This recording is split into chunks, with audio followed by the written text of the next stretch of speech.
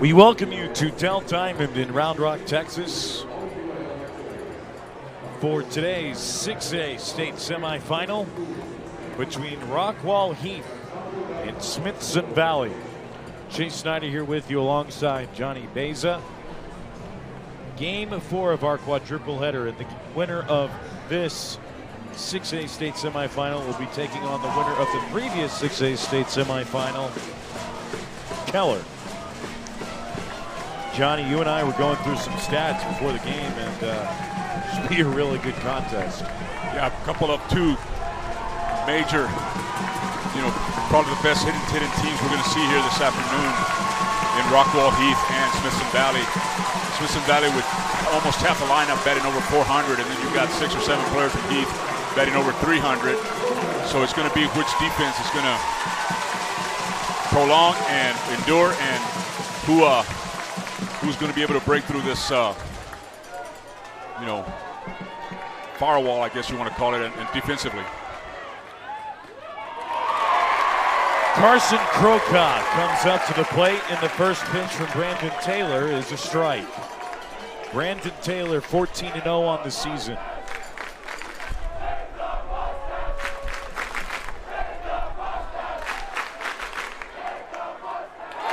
Swing and a miss. Nothing in 2.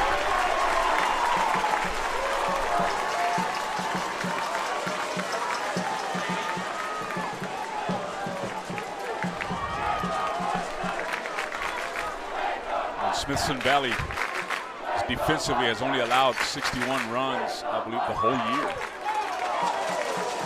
Ball one outside. And they also had to go through a tough Region 4 district. Everybody anticipated Round Rock, maybe Reagan, maybe Lake Travis coming out of Region 4. And here we are with Smithson Valley beating Reagan, beating Brandeis, and then beating Los Fresnos in a one-game playoff. 2 balls and 2 strikes.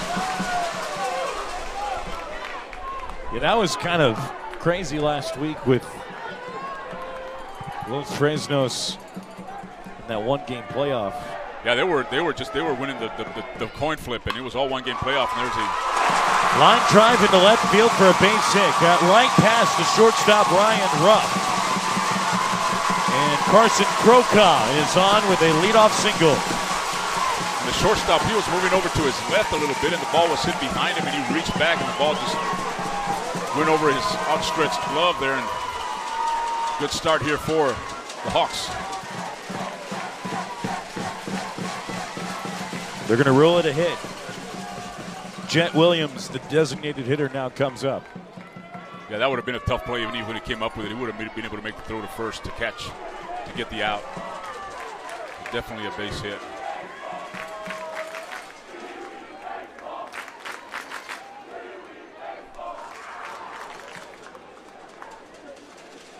Taking a look at Crocott at first base.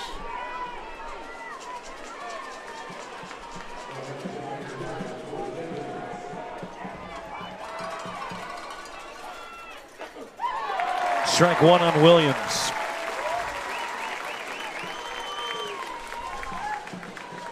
Looking at some of the scores for Smithson Valley, they've only allowed 6 runs in a game once and 5 games twice the whole season, Chase.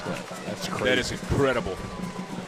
So not only that, they're solid defense, pitching-wise, but defensively, they don't make many mistakes and beat themselves.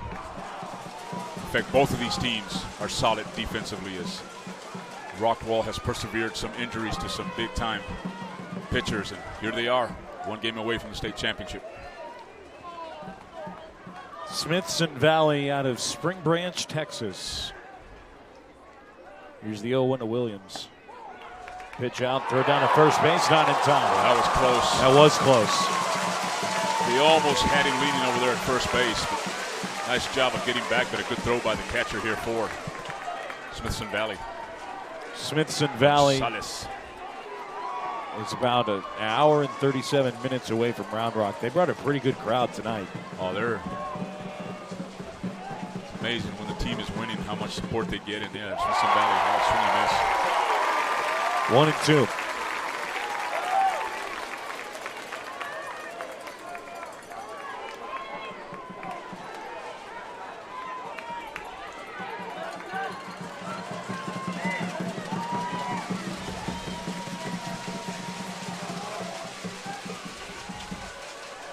Taylor takes a hard look at first base. Here's the 1-2. Outside, 2 balls, 2 strikes.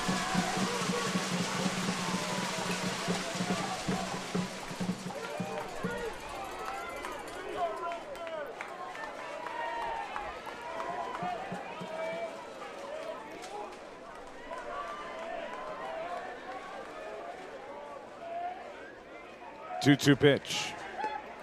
Low and away. Count is now full at 3-2. Rockwall-Heath, according to Max Preps,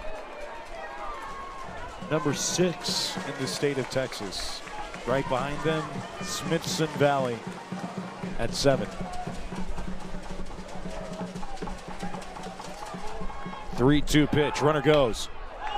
Just foul down the third base line. That time just protecting the plate. I'm not sure there was a hit and run, but just protecting the plate and making sure he doesn't get that third strike called on him. And unfortunately, that was a good jump over there by Croca in first base. 3 balls and 2 strikes.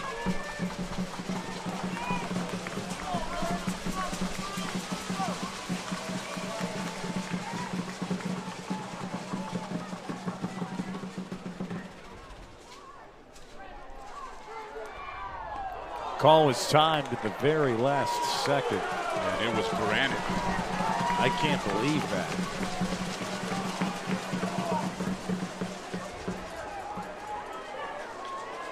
That was really late. 3 balls, 2 strikes. Brandon Taylor's going to UT San Antonio. Runner goes. Pitches a ball. Doesn't matter. Croca is at second base. Williams with a great at-bat is at first. Nobody out.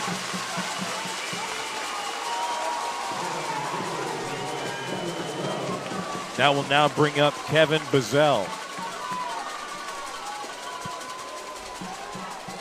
2 on, nobody out. And he will be heading to Dallas Baptist, Chase. And boy, Dallas Baptist made a good showing. They eliminated TCU in the regionals, I think, here in the College World Series. So here we go, Bazell. One of the best programs in the country, Dallas Baptist. First pitch to Bazell is a strike.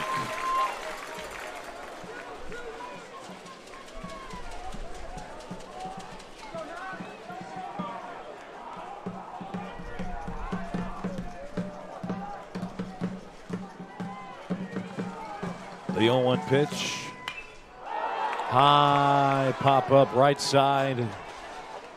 And it's going to be caught. Tim Arguello makes the catch for out number 1.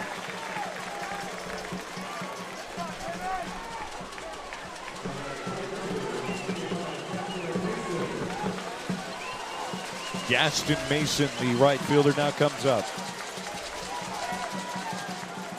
Williams at first base. Croca is at second base. That was a huge out right there. Not only did they get the 1 out, but kept the runners at first and second. They could not advance.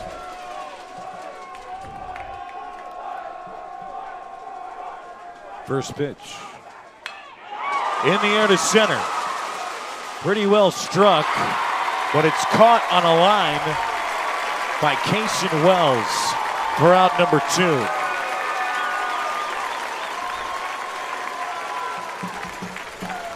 Mason retired, 2 down.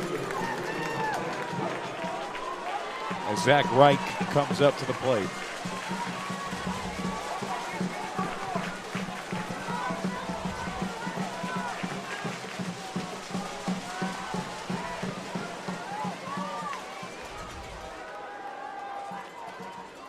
Two on, 2 out. Reich fouls it straight back.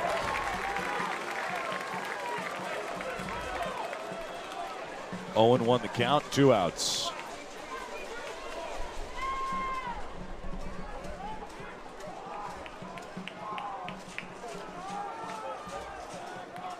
Here's the 0-1 from Brandon Taylor. Takes a quick look back at second.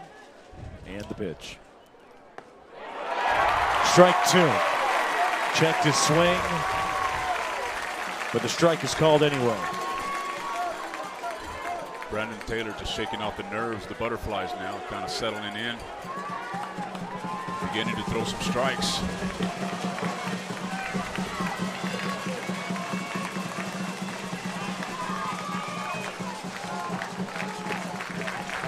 The 0-2. Throw back to second. Croca is back there in time. Ryan Rupp trying to a little fast one over there at second base, thinking Croca ball went into center field. No balls and 2 strikes. Fouled straight back. And Reich is still alive.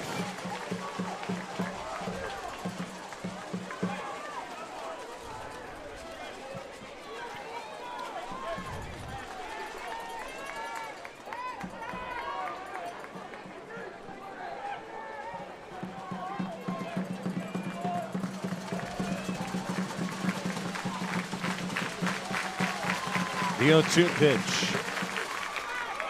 Just got a piece. Reich surviving.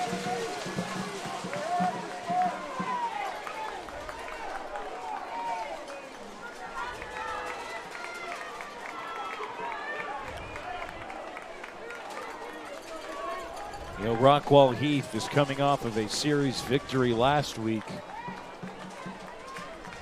over their town rival, Rockwall. Swept them. Swing and a miss. Down goes Reich and the inning is over. Well, after that shaky start, nice job of Brandon Taylor coming back and stranding those 2 runners, not allowing a run across. And good start here for Smithson Valley as we head to the bottom of the first.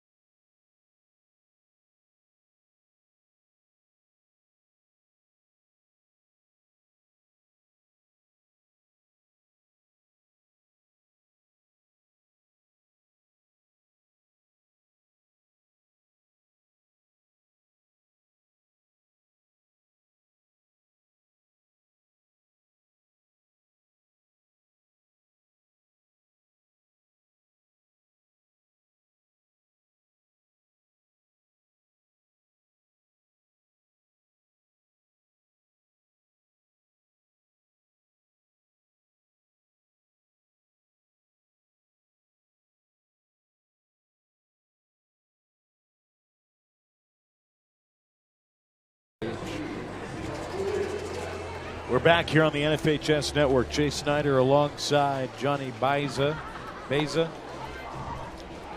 You're getting close there, Chase. Baeza? I'll take it. Baeza, there you go. Baeza, Johnny Baeza. Third time is a charm, Johnny. Does great work for us. Cason Wells will lead things off. He'll be followed by Tim Arguello. Okay. And David DeHoyas.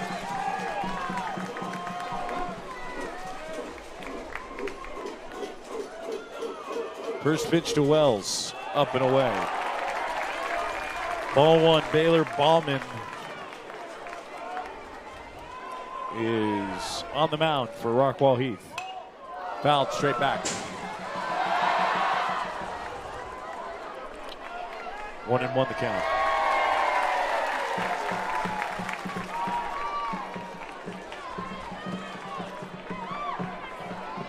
One pitch. Swing and a miss. Count now 1-2.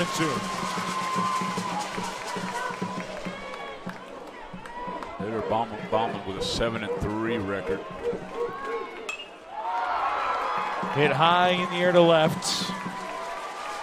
Zach Reich comes over and makes the play. 1 out. Cason Wells, one of the many batters batting 400 for Smithson Valley. Came in at batting 429 into the state semifinal. And time a little fly ball to left, can of corn out there.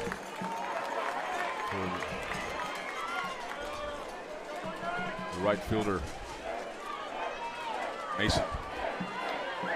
Baylor Bauman.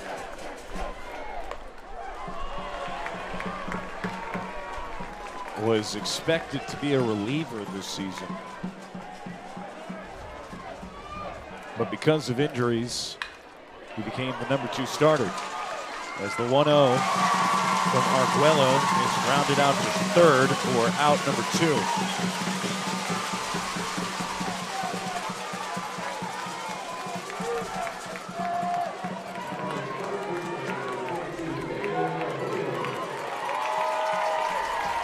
Here's David De Hoyos.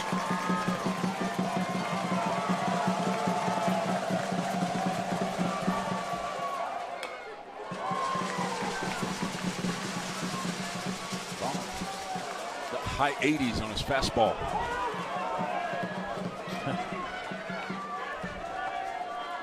This team is averaging over 8 runs a game. They've only allowed 61 runs all season, Smithson Valley. That's in 40 games, by the way, John. A lot of shutouts, and like we mentioned, 2 5-run games and 1 6-run game. 1 ball and 2 strikes. The Oils didn't like that call. He thought it was high and outside, but he's behind on the count now, 1-2.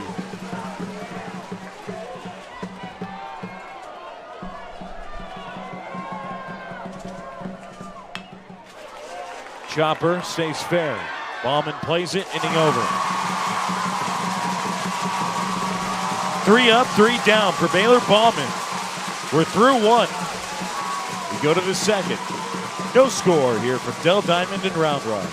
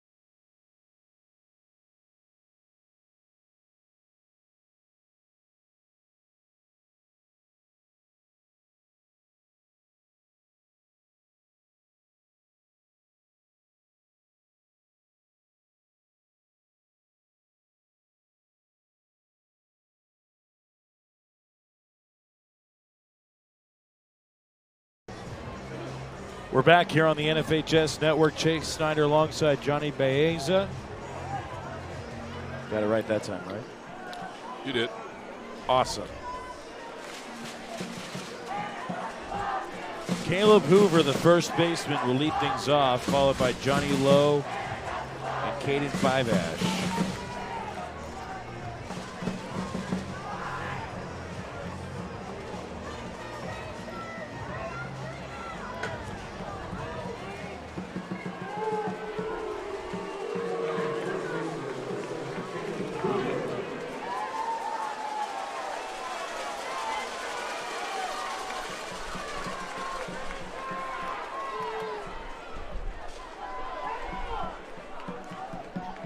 Here's Hoover, first pitch. Chopped to third. 1 out. Garza played it on a hop, and then it was scooped up well by David De Hoyos. 1 away.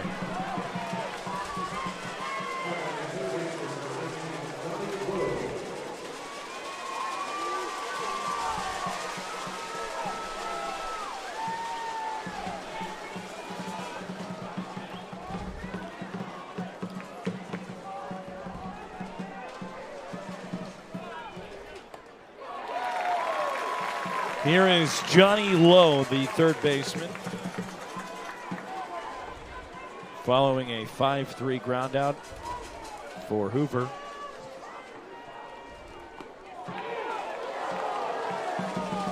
One ball and one strike.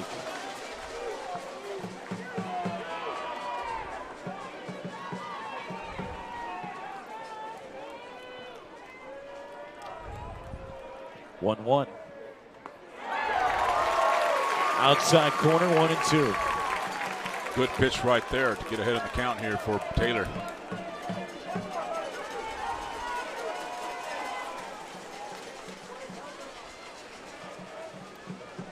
Here's the 1-2 pitch. Fouled, and we'll do it again.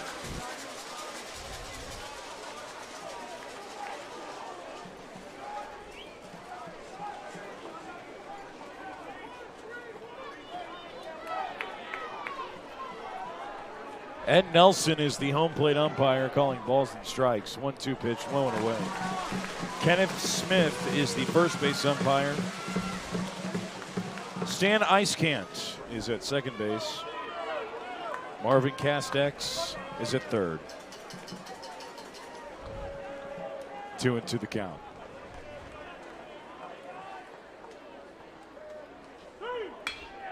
Into right field, a base hit.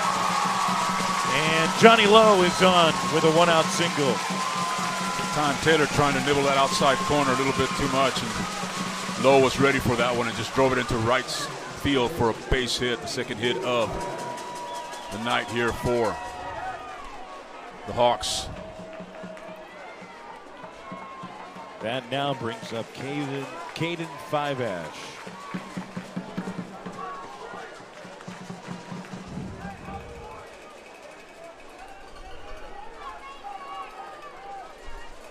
Batting in the 8-hole. First pitch to Five-Ash is a strike. He looked like he was trying to square it to bunt. Catching behind the plate, Ethan Gonzalez for Brandon Taylor. At first base, David De Hoyos. At second base, Cameron Hodges. At short, Ryan Ruff. At third, John Garza. Left to right in the outfield, Garrett Brooks, Cason Wells, and Tim Arguello. A one hit well in the left center field gap. Lowe rounding second on his way to third. He's held up. And standing at second base with a one-out double is Caden Five-Ash. Boy, and we talked about how great the defense is here for Smithson Valley. The center fielder, Cason Wells, he ran about 50 yards to keep that ball from getting to the wall, and that might have kept the run from scoring from first base. An excellent play by Wells, and then but a nice one-out double there by Five-Ash, and runners in scoring position again here for the Hawks for the second straight inning. Here's Alex Stowers. Big opportunity here for Rockwall-Heath. Two runners in scoring position, one out. He was almost in right field. It was a Kelly Leak kind of play out there in center field. Chopper to short. That's going to score one run. Throw to first is offline. That's got to be a base hit. That would have been a tough play for the shortstop, Ryan Ruff. I agree. That should be an RBI infield single for Stowers. Heath scores the first run of the game. And it is a hit. Lowe scores, Five-Ash still at second. Stowers with the RBI single.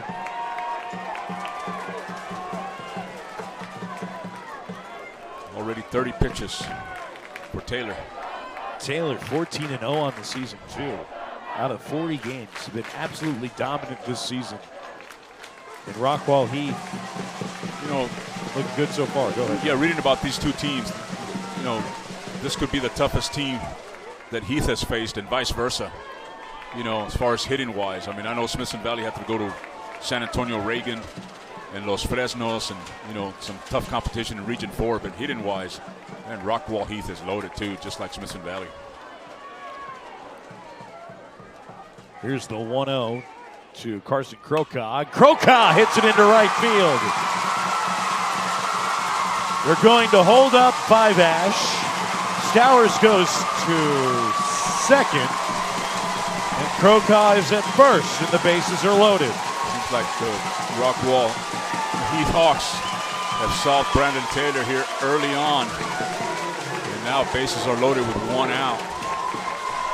And Taylor in a big-time jam here in the state semifinal. Johnny, not only are they attacking and getting contact on the bat, they are attacking early. Well, they're hitting the ball back where it's pitched. I mean, they're not trying to pull the outside pitch. They're not trying to, try to drive it out of the ballpark every time they go up to, swing. They're just placing the ball, hitting the ball well. It's pitched outside. They're driving it to right field. And they're hitting it hard, too. They're putting some, I'm going to say good wood on the bat, but, the ding kind of messes up that analogy as we got to visit to the mound here by Smithson Valley. And now, righty and a lefty probably going out to the bullpen for Smithson Valley.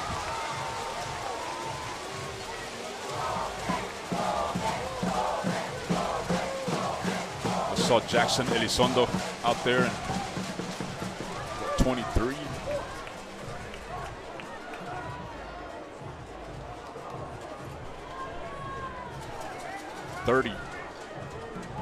Dylan DeMel.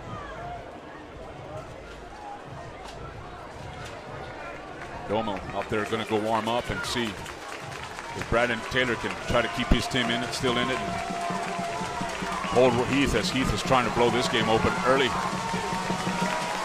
No doubt about it. 5 hits already in 2 innings for the Heath Hawks. Bases are loaded right now with 1 out. Jet Williams comes up to the plate. Jet Williams committed to Texas A&M, batting .347 with 5 home runs.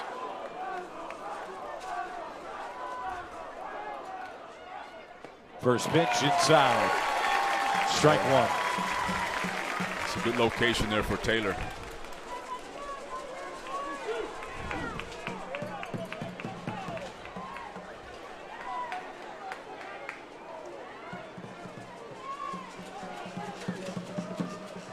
Oh, 1 pitch. Low and away. Count is now at 1-1.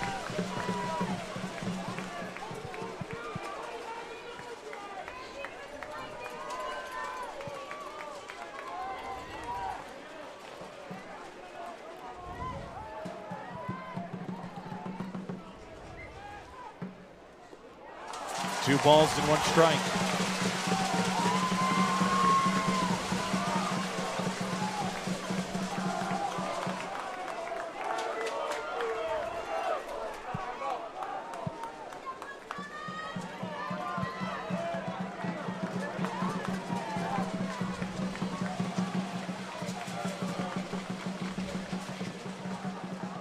Two one. Foul down the right pitch field line. The outside part of the plate, and he just drives it that way. I mean, it's a foul ball, but the Rockwall, the Heath hitters now seeing the ball well here early on against Taylor.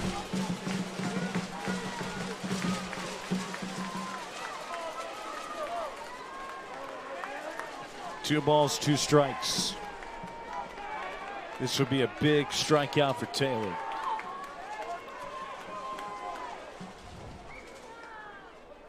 Williams, chopper up the middle to Ruff. Goes to second for 1, over to first, not in time. Williams gets the RBI. Five-Ash scores. Stowers goes to third base. Krokai's out at second. Williams is at first after the fielder's choice. That was just a slowly hit ground ball, and good intentions there by Brooks, the shortstop,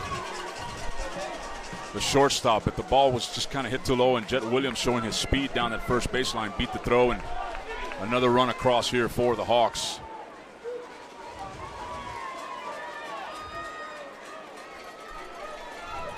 Now runners at the corners, and Vassell.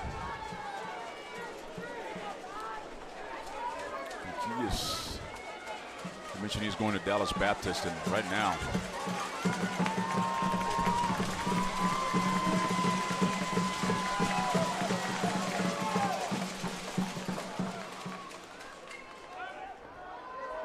and the little 3-1 move. No throw, but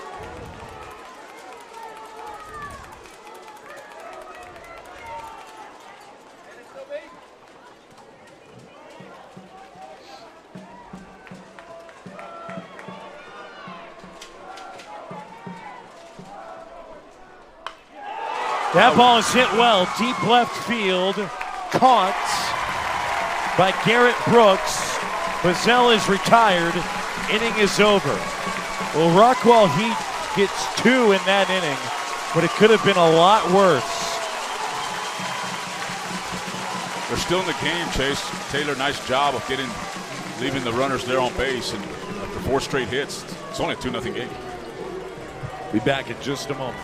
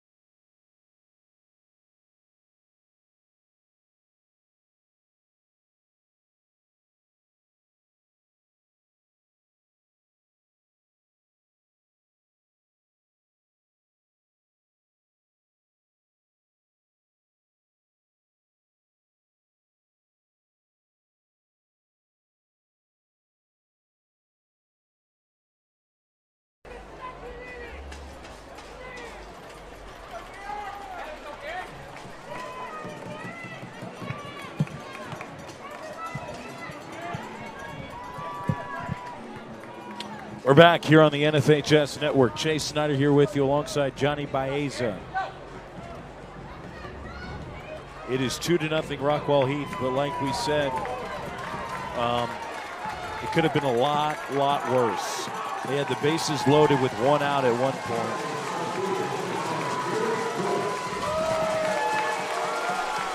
Only scored twice.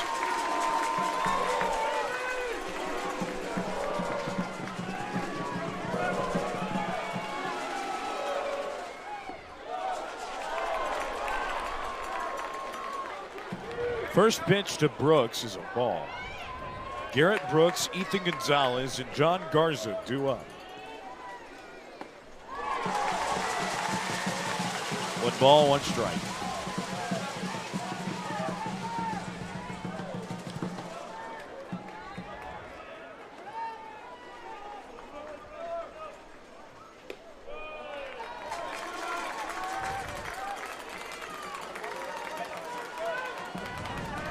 Two balls and a strike. 2-2. Good pitch. Coming in at 74, catching the inside corner.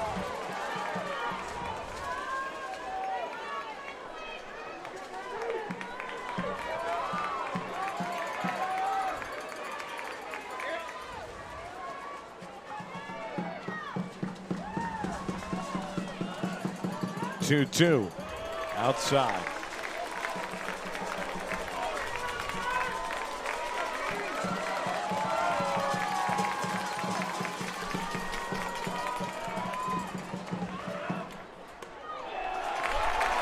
Three-two, up and away, ball 4. So Brooks is on the leadoff walk.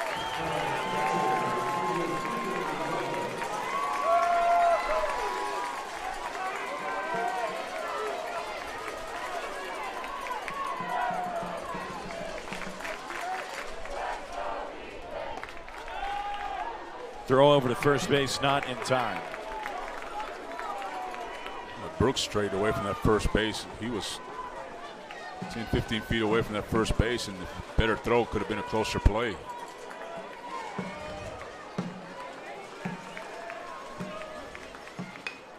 Bunt is down from Gonzalez. Gonzalez tagged out, but he does his job. Brooks goes to second base. Gonzalez is out. 1 out.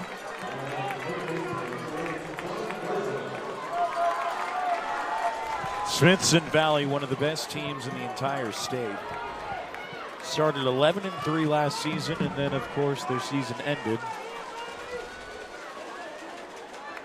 Coming out of San Antonio, they are riding a 17-game winning streak.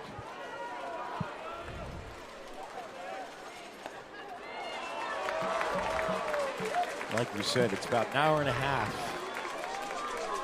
from Spring Branch to Round Rock. Spring Branch between New Braunfels and Bernie. Very nice area down there in the San Antonio area, just west of San Antonio. Oh, they picked him off. Baylor Bowman. Oh, that's a close play out there. I thought the left hand snuck in, but the quick throw and the decision and the showing of the ball in the glove and by the shortstop, Troca, and that convinced the ump, and it's 2 down. Baylor Bowman picks off Garrett Brooks, and the next pitch is grounded up the middle, and the inning is over. So 3 are retired in a row in an unconventional way. We're through 2. We'll be back in just a moment. You're watching the NFHS Network.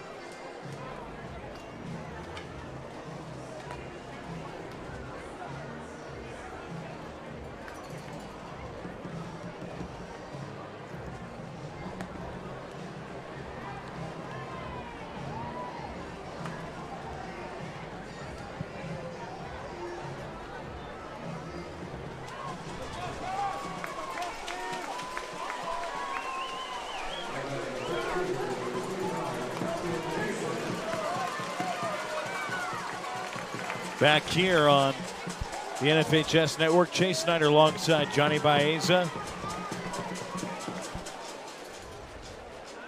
Coming up to the plate now is Caston Mason. And the first pitch to Mason is in there for a strike. Johnny, we were talking about it, even though Brandon Taylor gave up 2 runs, he battled back well to get those final 2 outs. He still has his team in the game. He just needs to settle down and see if he can just quiet these bats. But Rockwall just solid from number 1 all the way to number 9 in the batting order. Just hidden well and solving Brandon Taylor here early. Got 5 hits, 2 runs on 5 hits. They've already stranded 4 here in the first 2 innings.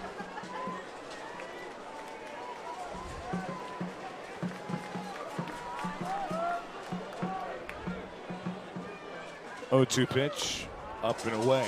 Count is now at 1-2. Yeah, he needs a 1, 2, 3 inning to get his confidence back and get the momentum shift over to the Smithson Valley Rangers. And hard to do against this tough hitting ball club, the Heath Hawks. 1-2. Just missed low. 2-2. Yeah, that's a good job by Gonzalez trying to frame that pitch, but it was well below the knees when it crossed the plate.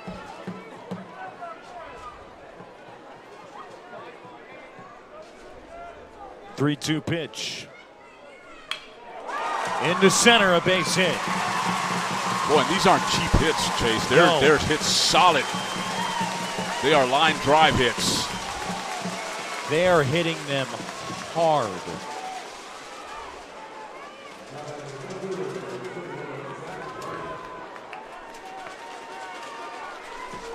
We'll see how long Coach Cole decides to stick with Taylor here, as you don't want to give up any more runs to Heath. Especially with their staff.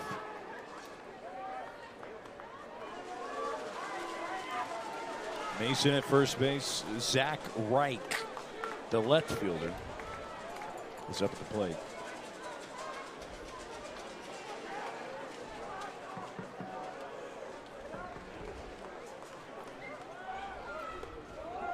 Quick snap over to the first. Not in time. Want to know the count on Reich. Reich, last time up, struck out.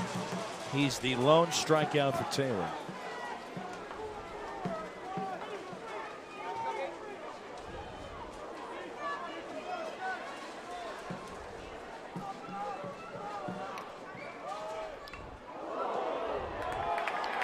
That one is fouled off the bat and then fouled off the. I don't know if he hit him after he fouled it off, and he goes down, but it's a foul ball. It obviously hit him on. You heard the contact with the bat. Boy, that pitch came up high and in. Unfortunately for Reich, it's a strike.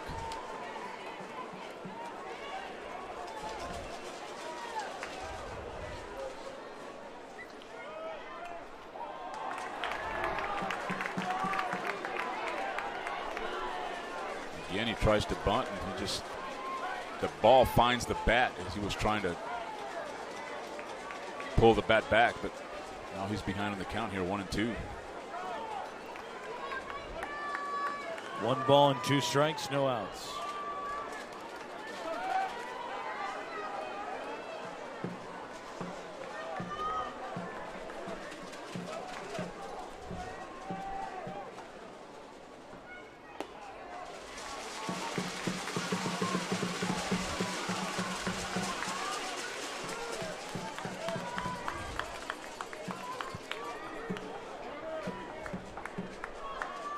Two and two the count on Reich.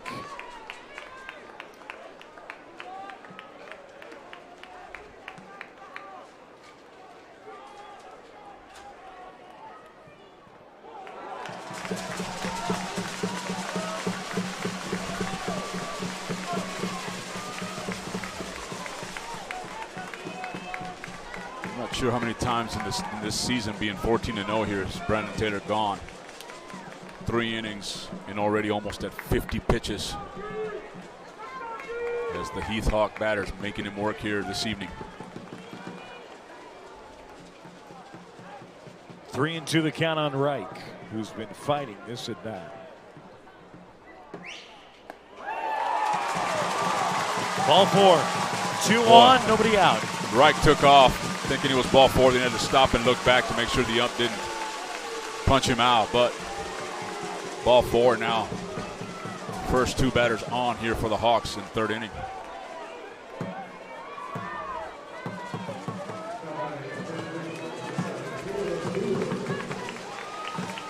Two on, nobody out. Johnny, Rockwall-Heath, we're in the top of the 3rd with no outs. They have 6 hits. Yes, sir, and 6 solid hits. Nothing cheap about those No. hits. But only 2 runs across. They've let 4 on base already.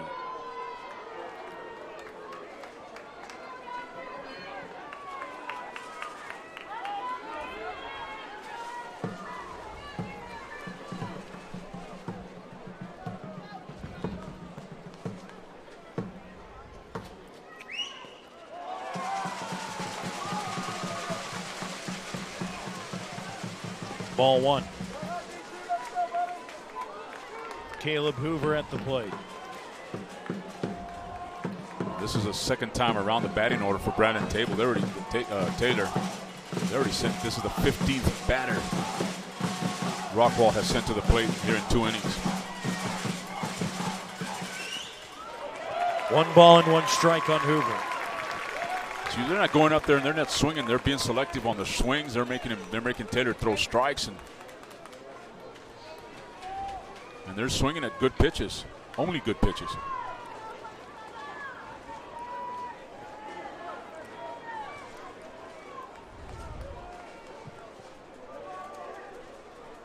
One pitch.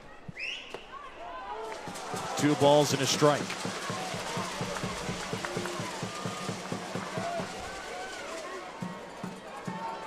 How much longer do they stick with Taylor? If he walks this batter, will this be his last batter with the bases loaded? Leaving the bases loaded, excuse me.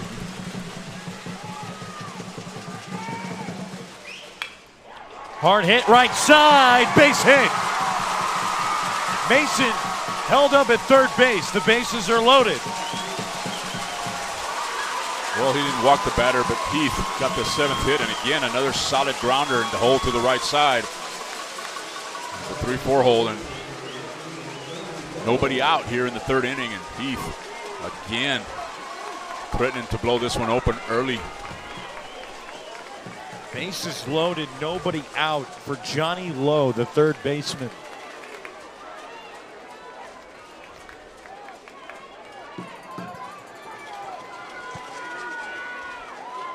Coach is going to let Taylor keep working here as Lowe is 1 for 1 with a run scored. Now has a chance for 1 or multiple RBIs here. First pitch, low and away.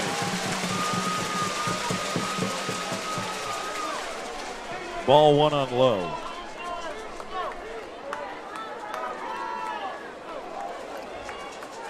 All these players now, all these teams have these wrist cards. And the instructions defensively coming out from the dugout for Smithson Valley. 1-0 into left field. Mason scores. Reich goes to 3rd. Hoover goes to 2nd. And Johnny Lowe delivers with an RBI single, 3-0. That ball wasn't hit that hard on the ground, but it just found. It went to the right spot, and there's a CNI single to the left side, and an RBI for Johnny Lowe, and I think this might be it for Taylor. He's going to call the left-hander from the bullpen. Yep. That's Coach Cole, and I believe that's going to be number 6, if I'm not mistaken, but we'll wait and see. Jacob Elizondo.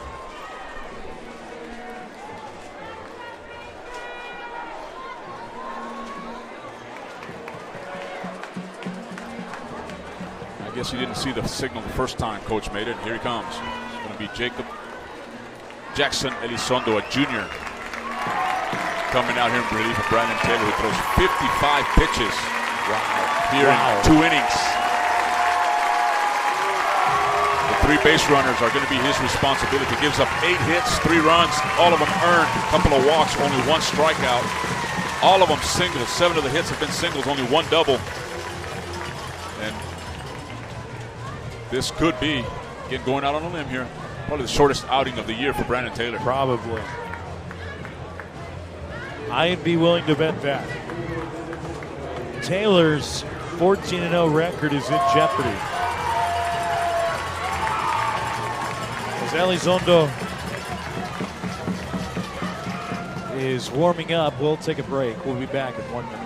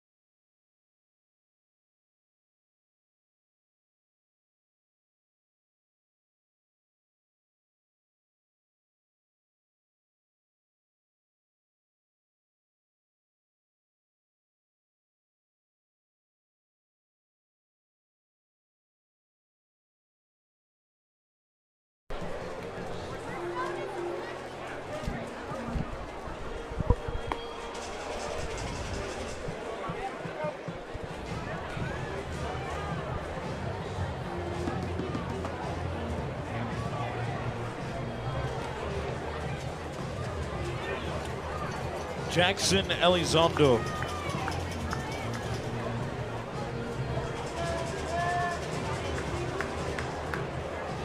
Just finished his, or is finishing up his warm-up pitches. As Caden Five-Ash, the second baseman, coming up to the plate. Johnny, Brandon Taylor got roughed up tonight. Yes, he did. He allowed 3 runs, 8 hits, and all of these runners on base are his responsibility. As Rockwall-Heath wants to repeat 2012. No question about it. And they jumped on Brandon Taylor. They jumped on him early and often. And right now it's the bases loaded for Heath. Nobody out here in the 3rd inning. Five-Ash, 1 for 1. He doubled and scored a run last time up.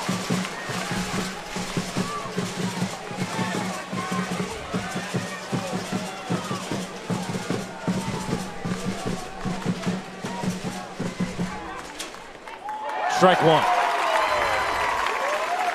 Catching the upper outside corner. Mid-80s on his fastball there by Elizondo, and watching him warming up.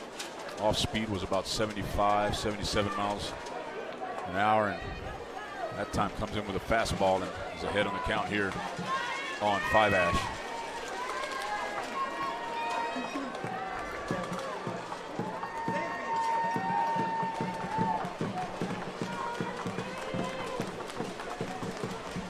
The 0-1. Strike 2. Coming at 79 miles an hour on the off speed. It catches the inside corner.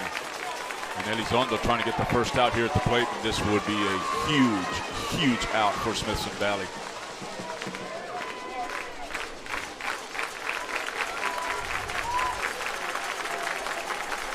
The 0-2 pitch. Slapped foul. He stays alive. Try to jam him. Five-Ash does a nice job of fighting it off and staying alive here in this at-bat.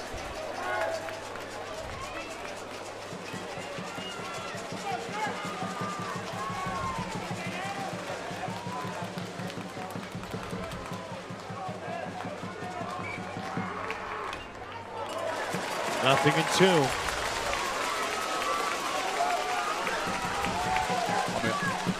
It just seems that Heath is peaking at the right time. I mean, just by looking at their schedule and the games they've won. They faced 10 elimination games coming into the state tournament, and right now it just seems like they're seeing the ball well. I mean, those were some 2 pretty good pitches by Elizondo, right, both in the inside part of the plate, and Five-Ash just fighting them off and staying alive. 0-2 pitch. Hard hit.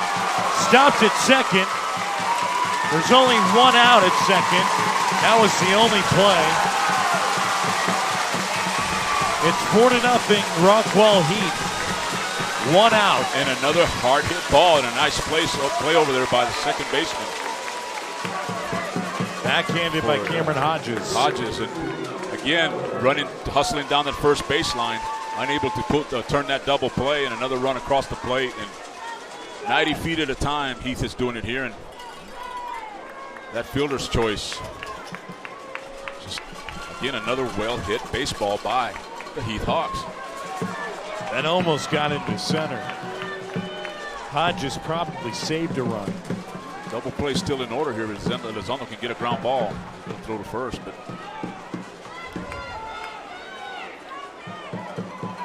another long inning here for the Hawks offensively, and Bauman getting a lot of rest in the dugout.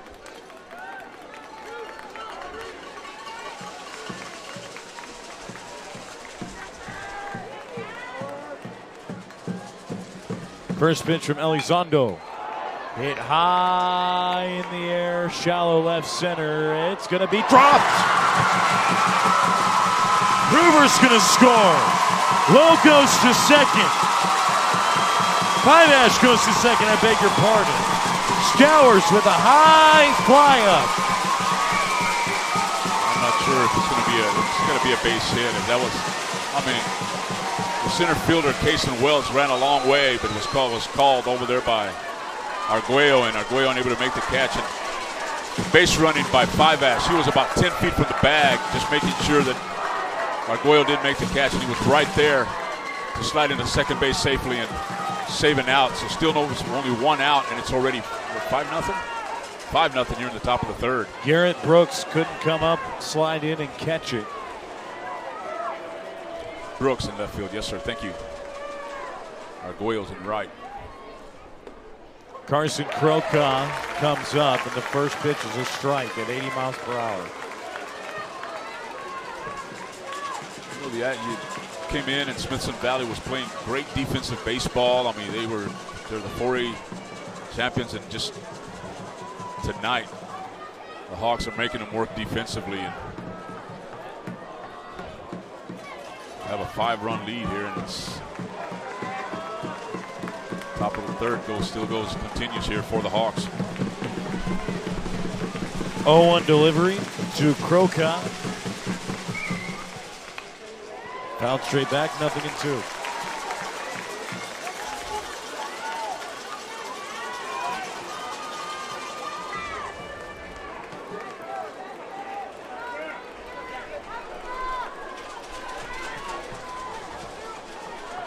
Heath has already started their third time through the batting order here, and we're in the third inning.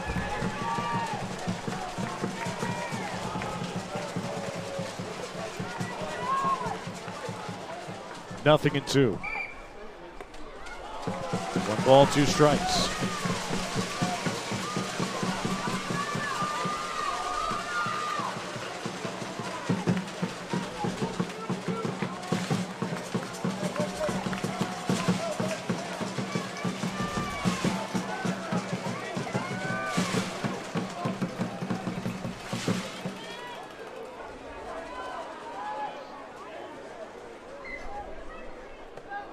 Big swing and a miss, and that's a big strikeout for Elizondo.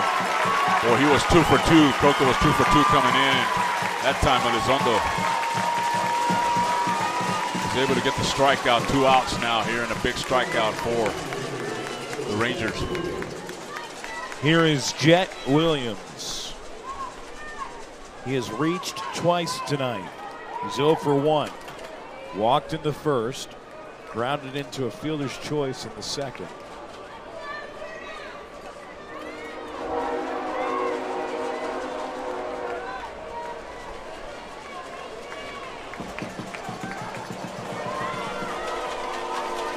Had an RBI on that fielder's choice chase.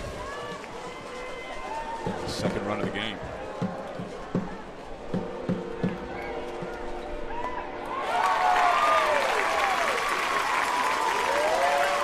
Strike 1.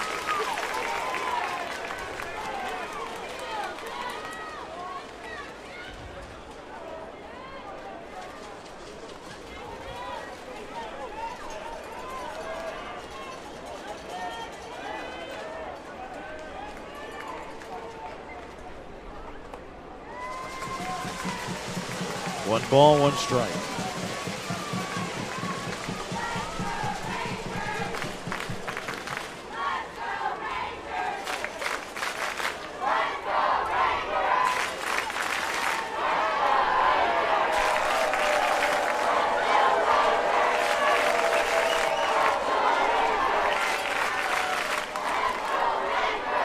One pitch.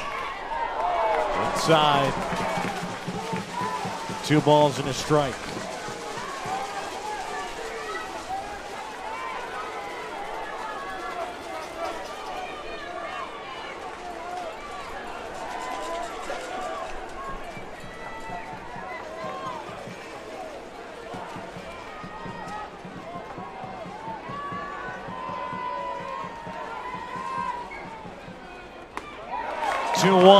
Misses the outside corner. Count is now 3-1.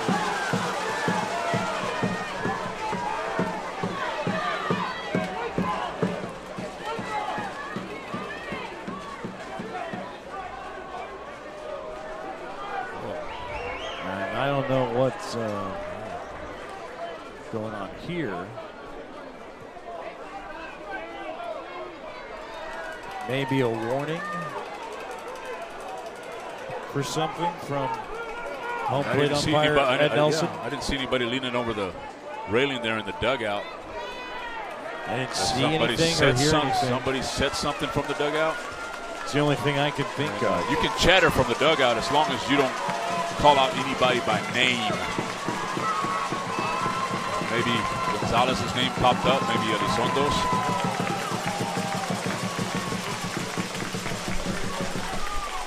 (3-1) fisted. High in the air on the infield. That's going to be caught for out number 3 by John Garza. But not before 3 runs score for Rockwall-Heath in the third. We go to the bottom of the third, 5-0.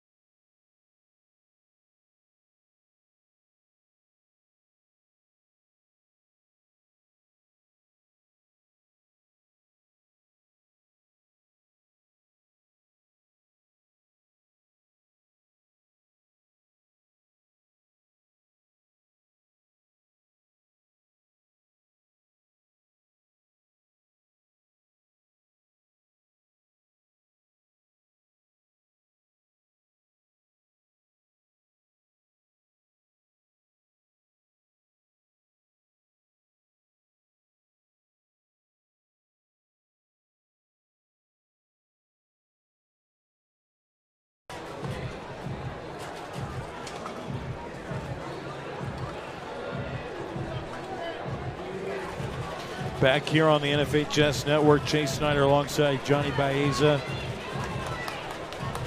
All Rockwall-Heath so far. 5 runs, 8 hits, no errors. Smithson Valley, no runs, no hits, no errors. And, you know, Johnny, what's crazy too is that it could be a lot worse. Rockwall's left 6 men on base. Taylor Bauman comes out for his 3rd inning of work with 5 runs of support. He'll face 7, 8, 9 as Christian Keller is up, and it's 1-1. As far as pitch count goes here, Chase, you know, the Elizondo and Taylor for Smithson Valley are close to 70 pitches in 2 innings. Bauman, that was his 21st pitch, 22nd pitch. 1-1, swung on and missed. So less than 25 pitches for Bauman in 2 innings.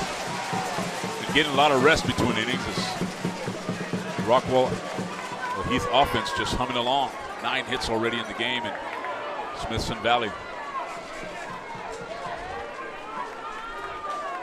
1-2 pitch. Up the middle into center, base hit. That's the first hit of the night. See, I wasn't going to say anything before that point, so I'm glad he hit it. And that is the second base runner of the evening for Smithson Valley. The other one got picked off at second. That's correct.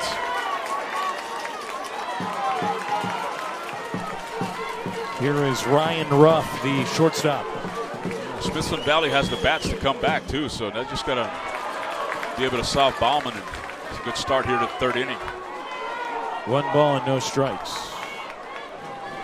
You got to just chip away. You can't tie it up with 1 swing, so they need some base runners here. Up and in.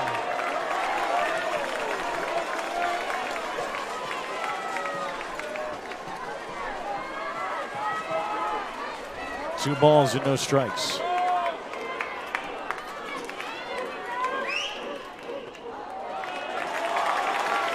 Off-speed trying to drop that one in on the inside part of the plate. Stays high, and now it's 3-0.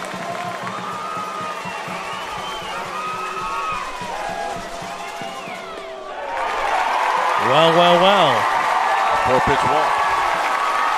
A 4-pitch walk. Keller goes to second base. Ruff walks to first as Cameron Hodges now comes up to the plate, and we're going to have a meeting on the mound.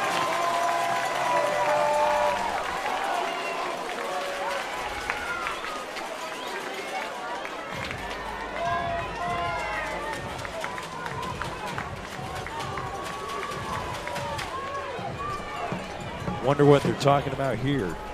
I just think he's just trying to tell him to throw strikes. He's up by 5 runs. Don't get too fancy. Just throw strikes, let your defense do the work.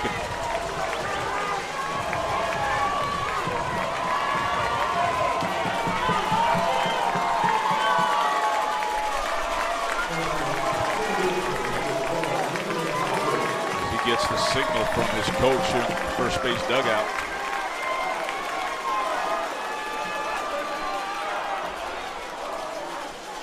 First tough spot here, or jam of the night for Bowman. First pitch, swung on and missed by Cameron Hodges.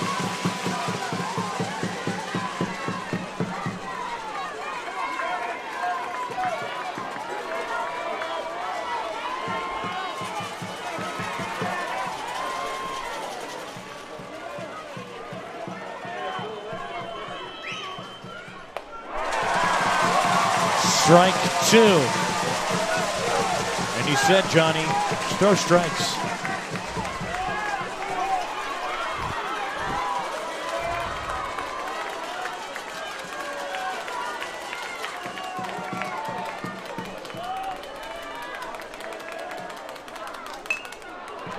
Fisted back up the middle, throw to second, offline. That time he just rushed it. He had plenty of time to go to second base, maybe just get the easy out at first. I think you would trade a base for an out right now if you're the Heath Hawks. And now he's in a jam here with nobody out, the bases loaded. That's going to be an E1.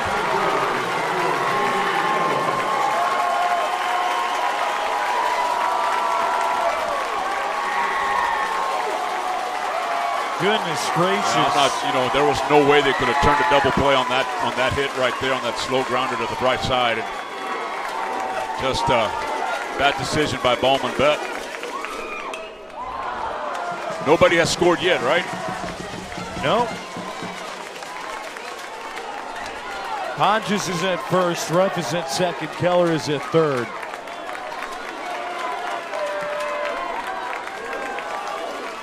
Cason Wells is at the plate.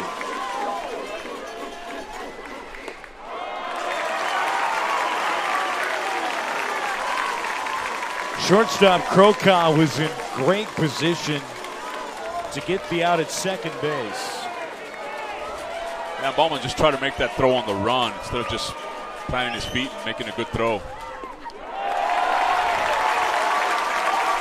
2 balls, 1 strike.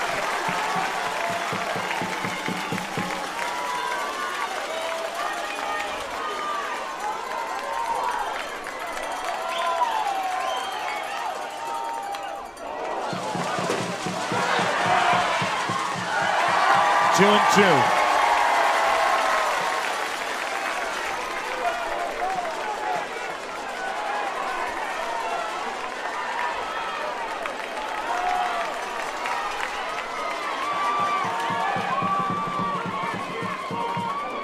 Bases loaded, 2-2 pitch to Wells. Ball 3. Count is now full.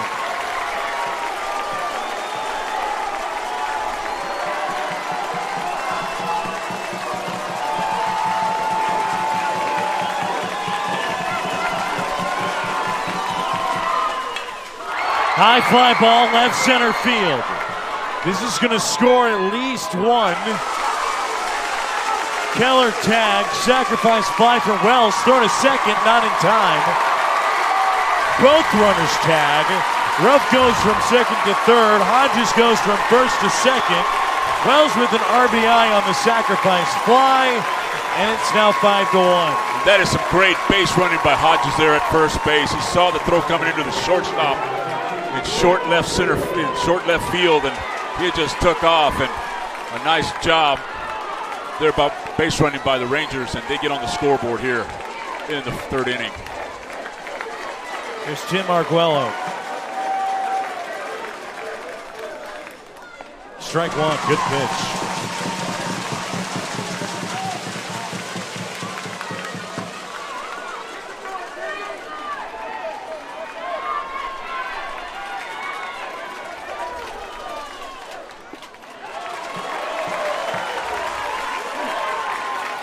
One ball, one strike.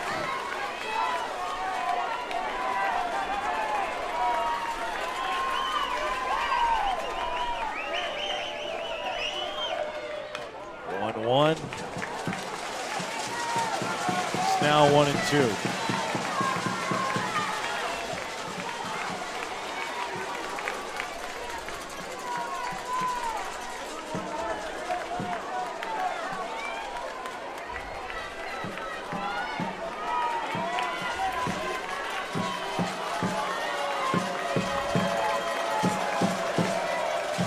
One-two pitch.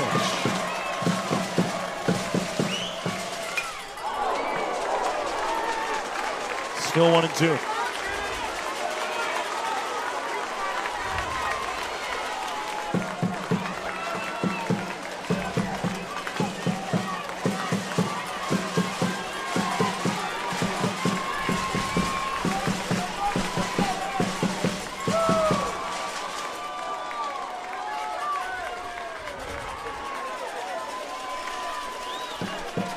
Boy, a base hit could bring 2 runs across and make this very, very interesting here, Chase. Chopper to first, scooped up, underhanded. Did he get his foot on the bag? Yes, he did.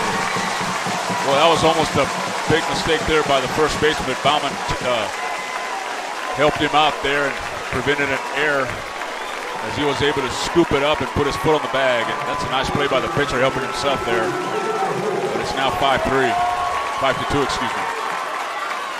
Arguello gets an RBI. Rupp scores. It's now 5-2.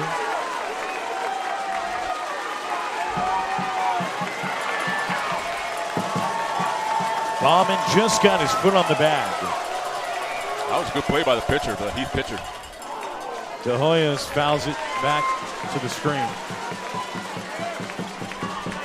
Now, right now, it'd be runners at the corners with 1 out. But a big, big play there to help himself by Baumann.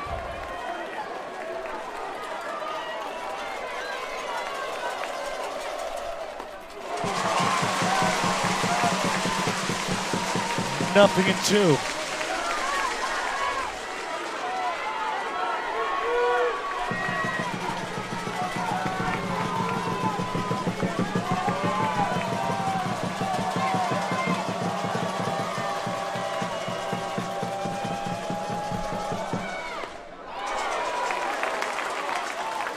Did not go around. 1 ball and 2 strikes.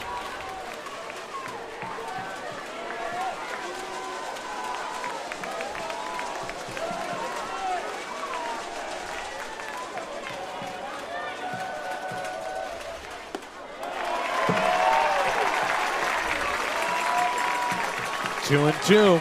Runner at third base for De Hoyos.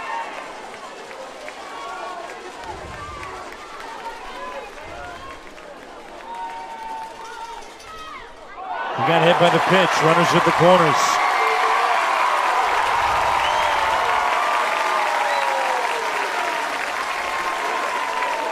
Two outs now for Garrett Brooks.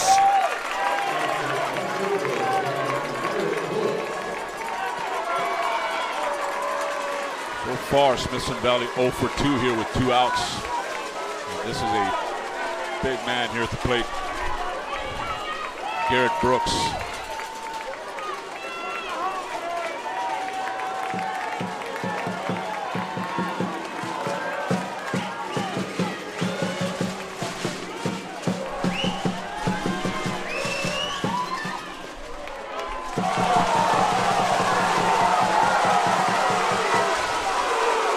Strike 1 on Brooks.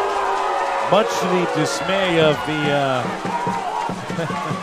the umpires in the stands. Yep. 0-1. Fouled away. Quickly, 0-2.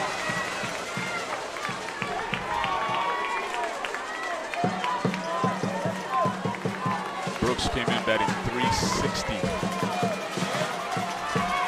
Well, they need one of those base hits right now.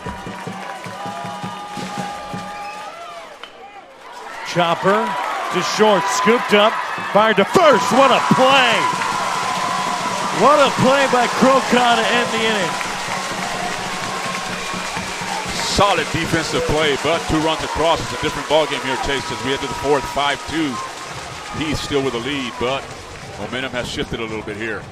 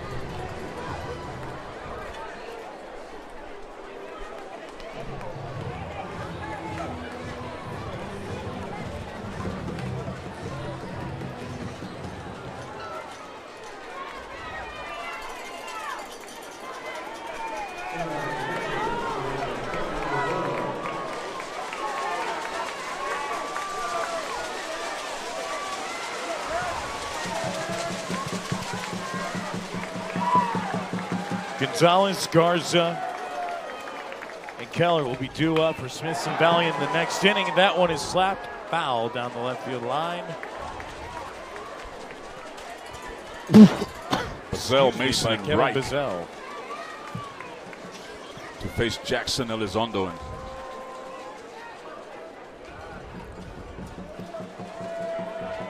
Right now, Smithson Valley here, Elizondo, they just need a 1-2-3 inning and keep the momentum going, and Elizondo cannot allow any more runs here to Heath. 0-1. 0-2.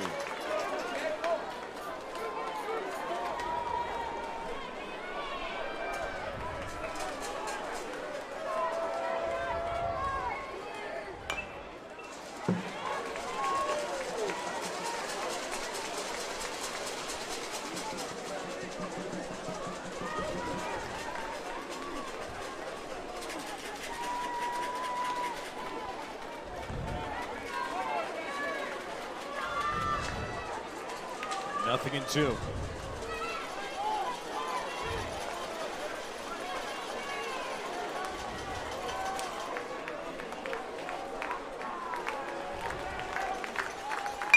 Oh, 2. Bouncer to second.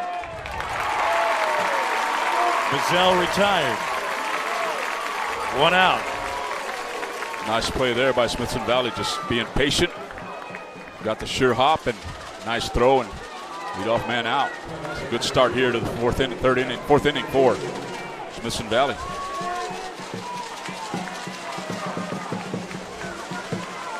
That now brings up Mason.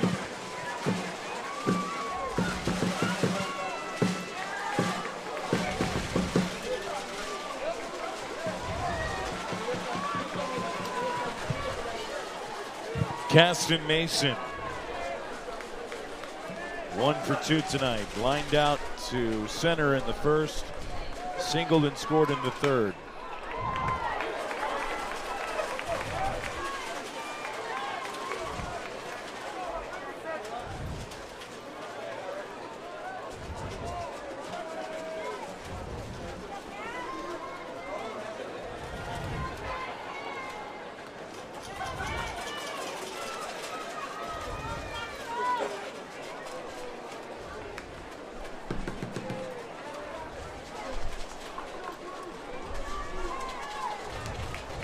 One ball and one strike.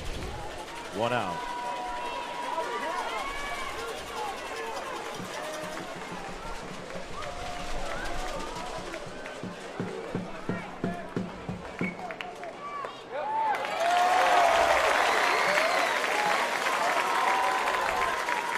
Nice location. Terrell gets the call there on the outside corner. And now he's a hit on the count here. 1 ball, 2 strikes on Mason. He's 1 for 2. The run scored here this evening.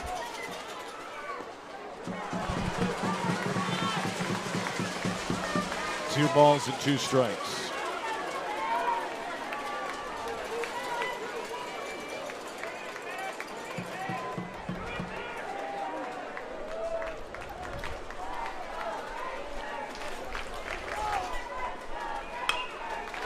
Chop, foul, and we'll do it again.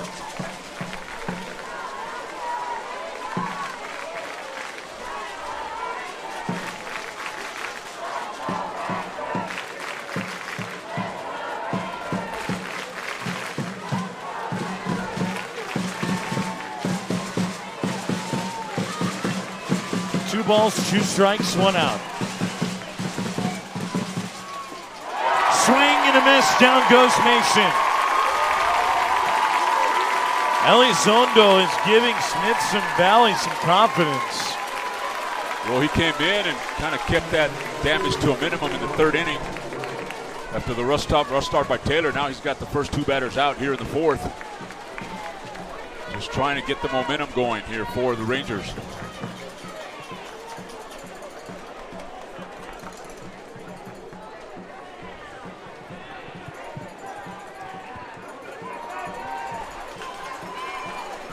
Here's Zach Wright.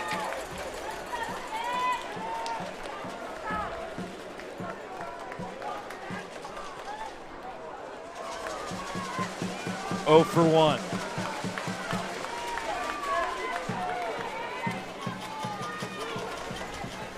He struck out in the first, walked and scored a run in the 3rd.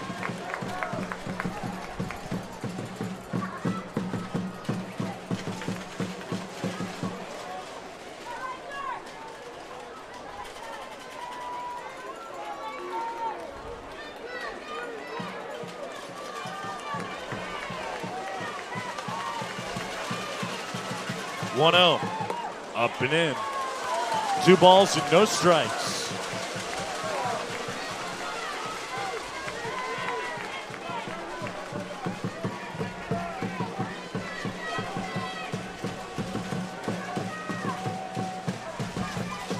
Two-0 delivery. 3 balls and no strikes.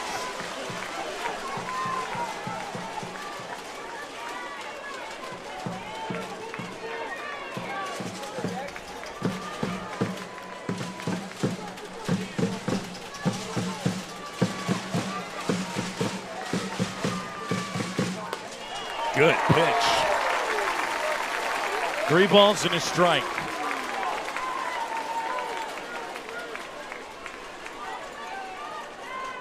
Johnny, this feels like a completely different game. Yes, the momentum has definitely shifted, Chase, and it's all Elizondo here, but now fighting back for a full count here on Wright, but also the Rangers bats there in the bottom of the 3rd finally.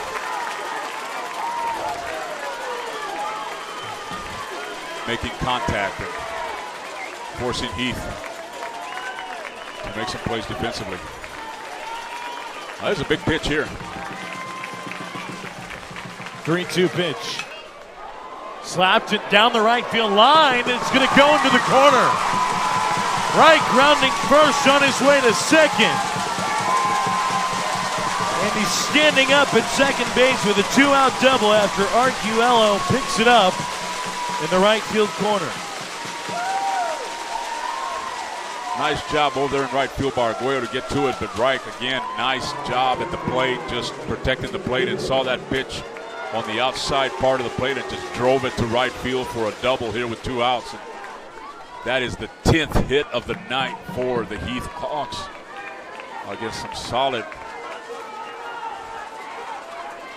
pitching for Smithson Valley. Had it all year, but Rockwall-Heath just seeing the ball well here tonight. Here's Caleb Hoover now. 2 outs. Hoover holds back his swing. Ball 1.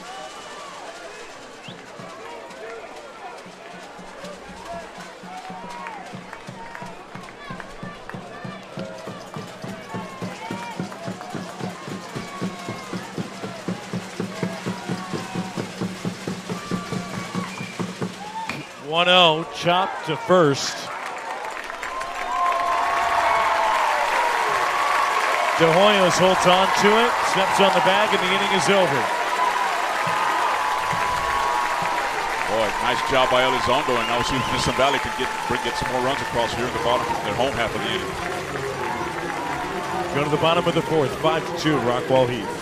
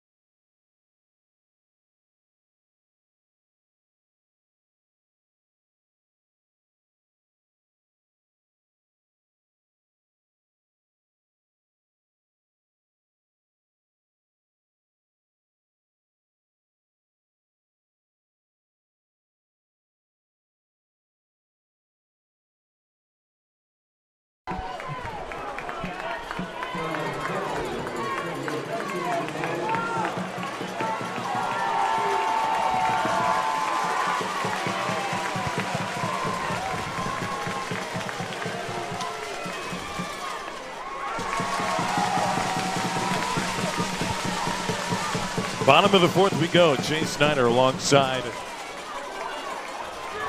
Johnny Baez. Baeza. My bad. I'm so tired. Wow. Baeza. Ball 1. That was a good pitch there by Bauman. But he just waited. Gonzalez on the 1-1 hits it high in the air to shallow right center. And going all the way back is the second baseman, Caden Fiveash, for out number 1.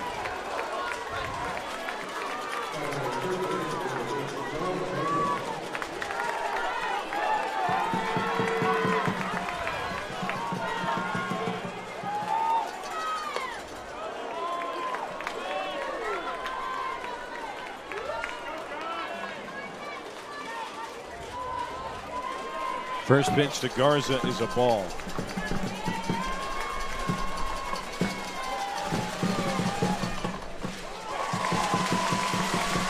1 ball, 1 strike. John Garza today, 0 for 1, grounded out to short in the second. 1-1. Bauman entered that 3rd inning with 20 pitches. He ended the inning with 28 pitches in that 3rd inning. He's already now in the mid-50s for the game. 1-2 pitch. And misses outside. 2 balls and 2 strikes.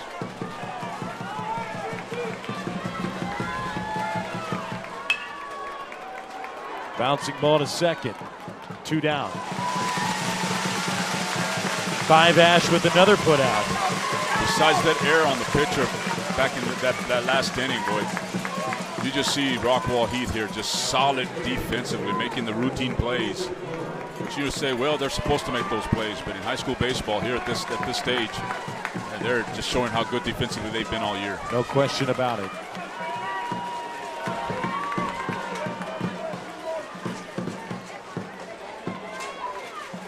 They've been outstanding.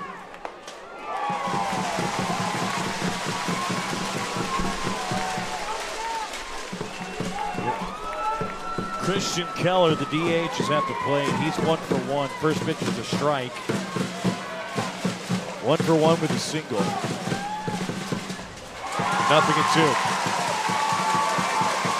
He's got the only base hit of the night for the Smithfield Rangers against Bauman.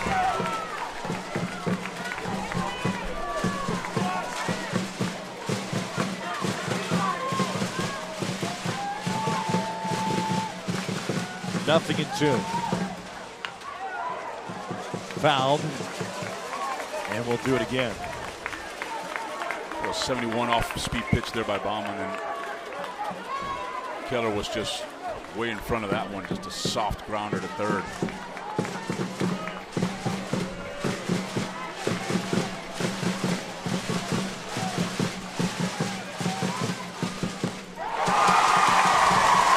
Inning over. That's a nice 1-2-3 inning for Baylor Bauman. We go to the 5th. 5-2, Rockwall-Heath.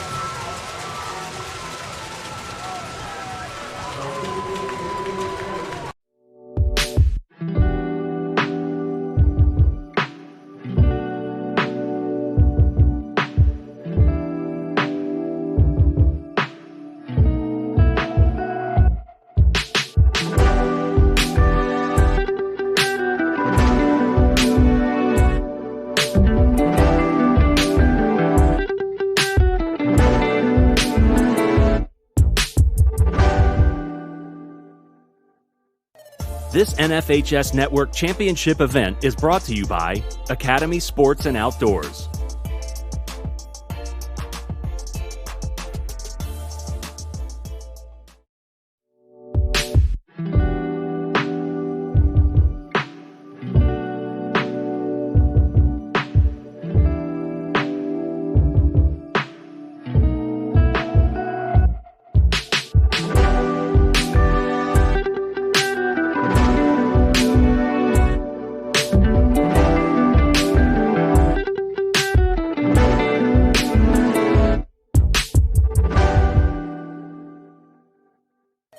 This NFHS Network Championship event is brought to you by Academy Sports and Outdoors.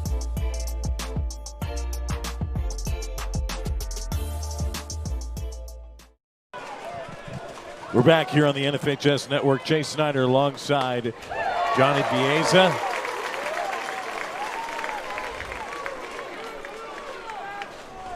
And the first pitch to Johnny Lowe is swung on and missed. Strike 1. It'll be Lowe, 5-Ash, and Stowers. Bottom third of the order.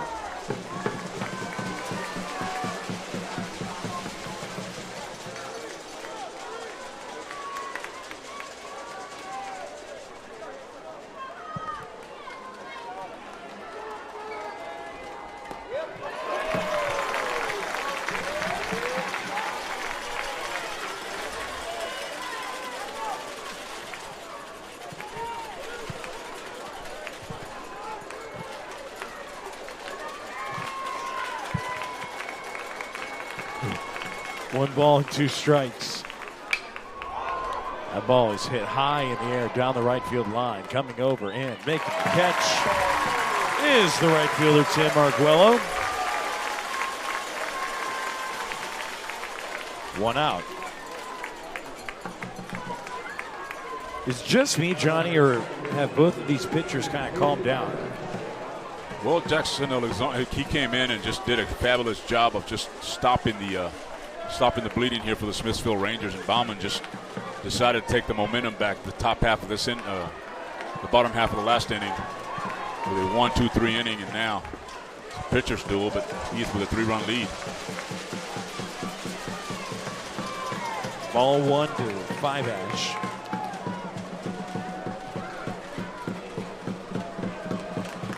Five-Ash has reached twice. Actually has an RBI tonight. 1 ball and 1 strike. Now it's 9:40. At 10 o'clock last night, the lights went out.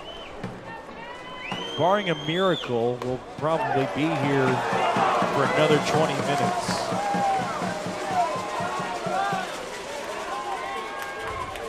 We'll see if these stay on. Dre and Christian to my left are shaking their head. There's no way they stay on. That is hit in the left center field, a base hit. Went right over the head of the shortstop Ruff.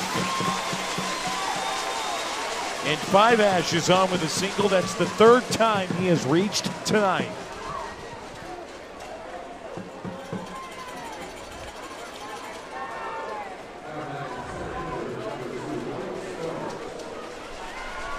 That'll bring up Alex Stowers.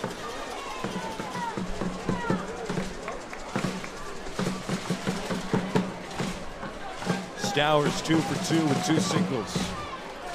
Out of these 11 hits by Heath, I think that only 1 hasn't been hit right on the nose here tonight.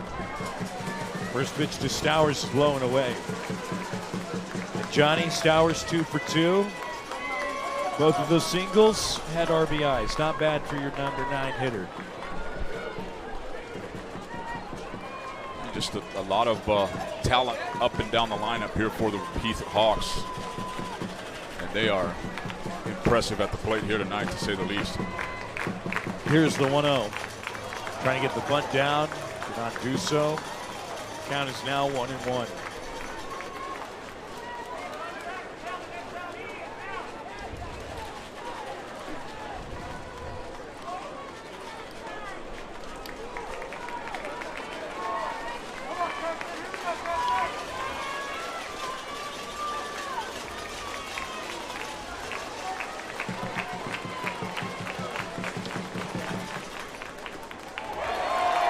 Swing and a miss. 1 ball and 2 strikes.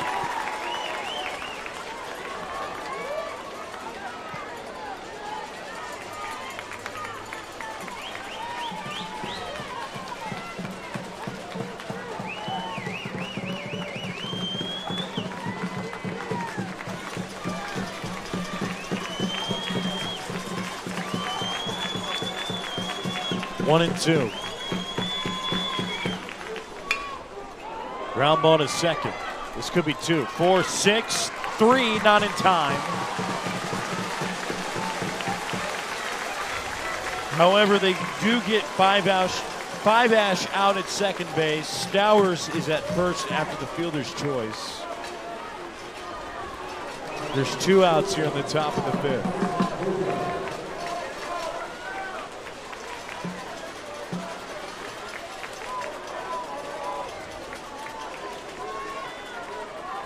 That now brings up Carson Krokaw. Krokaw is coming up to the plate for the 4th time tonight. Quick throw over to first, not in time. Ball 1 on Krokaw. Krokaw, 2 for 3. Single twice, struck out in the 3rd.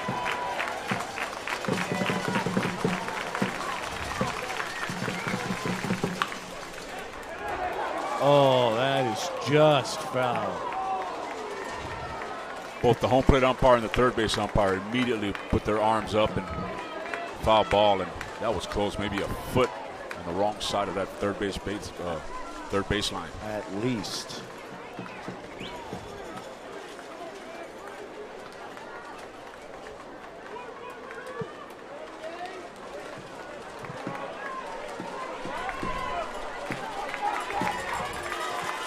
Some of the medication wearing off on some of the crew up here for the NFHS. Oh.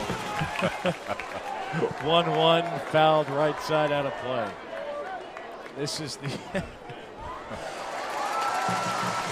Johnny, you have no idea what we've been up to. We're just glad you've joined our party. Well, I'm glad to be here. We're really glad to have you.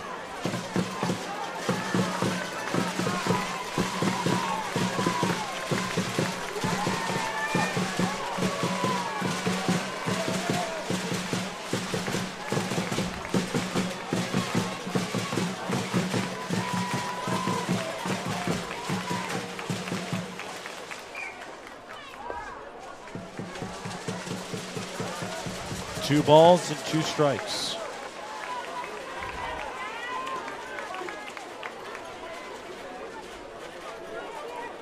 What a job Elizondo has done here to relief of Taylor. He's one strike away. Two balls and two strikes.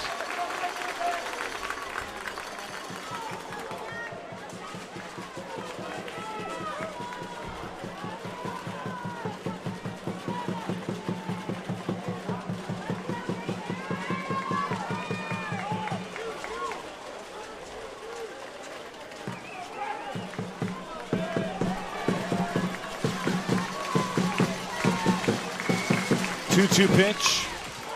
High fly ball, shallow right center. Coming up and making the catch is Tim Arguello to end the inning. We go to the bottom of the fifth, 5-2, Rockwall-Heath. You're watching the NFHS Network.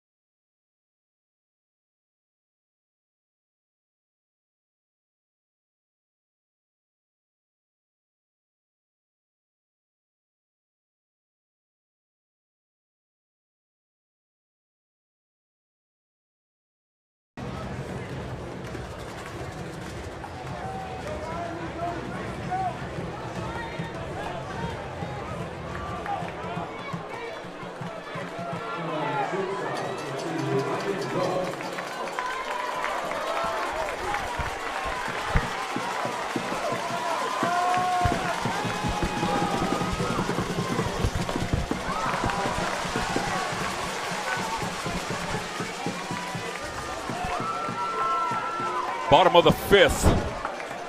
Bauman induces a ground ball to first. Little flip to the pitcher.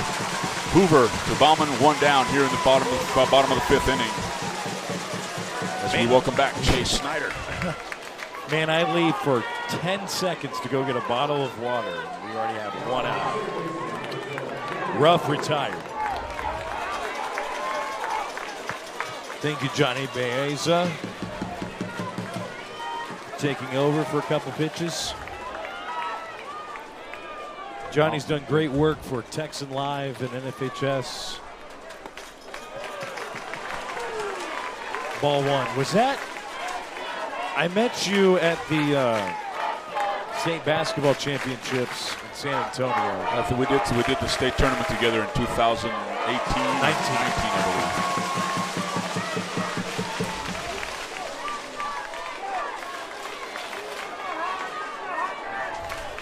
One ball and one strike.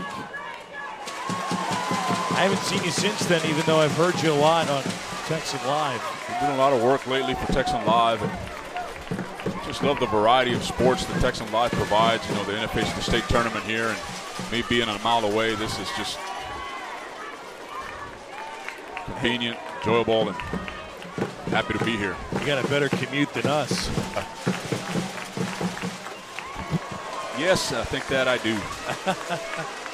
One ball and two strikes. I don't know, I saw the parking lot earlier, and it is packed here at Dale Diamond. Oh, yeah. A lot of people here for this, the 2-6A state semifinals. And probably the closest one to Dell Diamond, Smithson Valley. Good crowd here on the home side, the third base side. 2 balls and 2 strikes.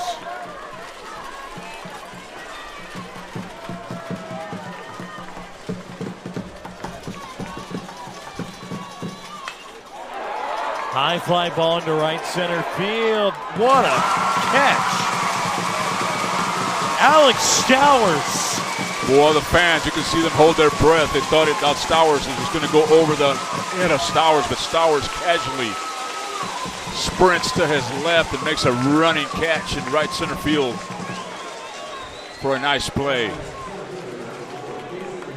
Both of these center fielders can cover a lot of ground. Ruff goes down on a ground ball. Hodges flies out to center. And here comes Cason Wells. First pitch to Wells is a ball. Wells 0 for 1, 0 for 2. Actually 0 for 1, beg your pardon. Flew out to left in the first, sacrificing the third. And on this one, he bounces it to first. How about that inning? Wow. Bauman again, 1-2-3, go the Rangers, and it's a 5-3 game, 5-2 game, heading to the 6th inning.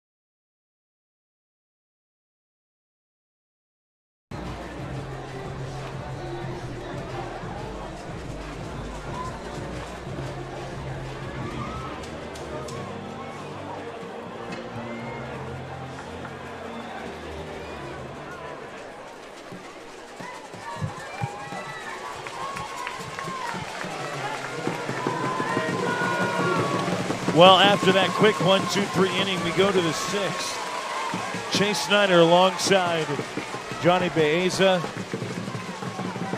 We go to the top of the order for Rockwall-Heath. And Proka hits it sharply to short. And it bounces off of Ryan Ruff. That's going to be an E6. I believe that was Jet Williams that hit that one. And again, another hard base hit. It was Williams, I beg your pardon. And we're going to go and see if the shortstop's okay, as that one kind of hit him on the left forearm and bounced away. And not sure if they call that a hit. Yes, they did. 11 hits now. Could have been an E6. I think that's an E6.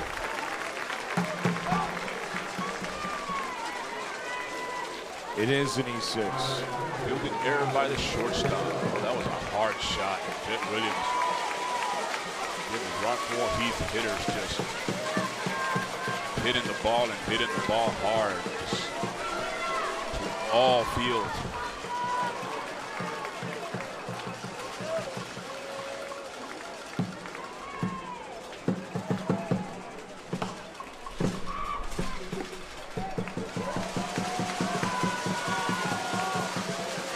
One ball and no strikes on Bazel.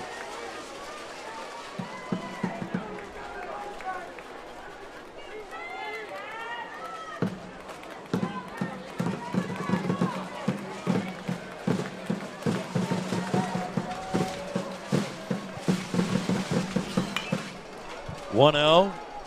Foul down the right field line. How many times have you been to this ballpark? Quite a few. I mean, I can't. But yeah, early on, I was here quite often. Not so much lately, but I need to come back. I mean, this is just a great venue and great place to watch baseball. Great view from where we're broadcasting, too.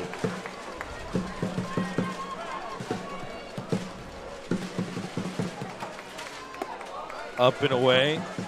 2 balls and 1 strike.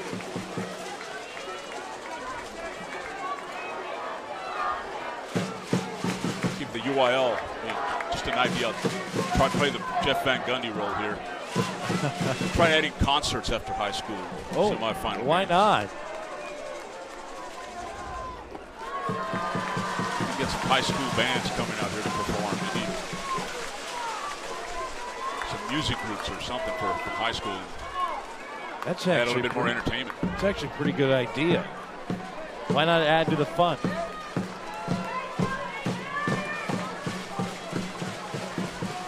Three-one pitch. This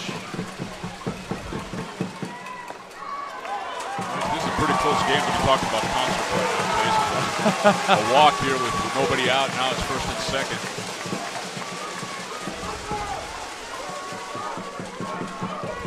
Two on, nobody out. You've been to many concerts? Yes, I have. Have you really? Not here, but in general. Right. What's your favorite show? Well, I'll go ahead and say it. When I was in Dallas long time ago, I saw Guns N' Roses and Alice Cooper. You're a lucky man. That was a long time. Caston Mason takes ball 1 outside. You know, I saw Alice Cooper with our boss, Jesse Wolf, no joke, 2 years ago in the Woodlands. Still going strong. And you saw Brian Guns N' Roses, didn't you? No, they were just starting off. I'm so jealous. They opened up for Alice Cooper. But right now it's 5-3 and Heath trying to get some more runs here. Nobody out. First 2 men have reached, and Elizondo now. I think he's almost up to 60 pitches already here. And he's been pitching quite a lot already. Mason last time up struck out. Here he is at the plate down 0-2.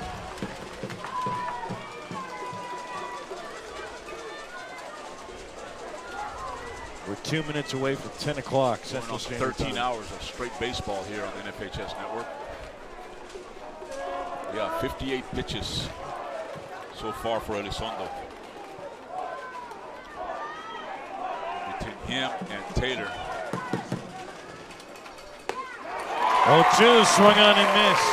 Well, that's a nice location, a high fastball, 82 miles an hour. Threw it right past the Heath hitter.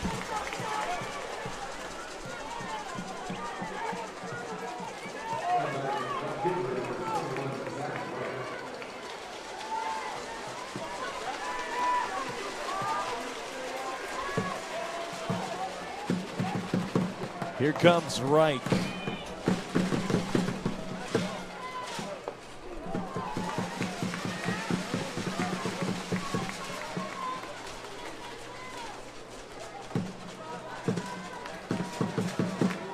One ball and no strikes. There it is. Told you. Boom. Right on cue. Most exciting moment of the day. Some night baseball. You would have figured they fixed this problem yesterday. Well, it's just I think it's probably a timer issue. Yeah. It's on a timer. And take a look at the night crew down below, Johnny, right there. yeah, we're going to have to all turn our phones on and our flashlights on our phones and have them see if they can play under the phone lights. I don't know, whose advantage do you think this would be? Would it be Well, you would have to Rangers or Hawks. I would have to think the Hawks. You would help the Hawks? Because of Ellie's zone. There it is. They come on quicker than last night. Well, they did something right. It took 5 minutes yesterday. Last night they couldn't find the switch in the dark. Probably. They're like, oh crap, we totally forgot. They probably didn't think it would go till 10 o'clock back-to-back nights. Maybe there's somebody with a phone app that was able to turn them on remotely. Anyway, thank you so much. Bring the lights back on as we continue the baseball game here. Just a couple claps and then back on. Just 1-0 the count.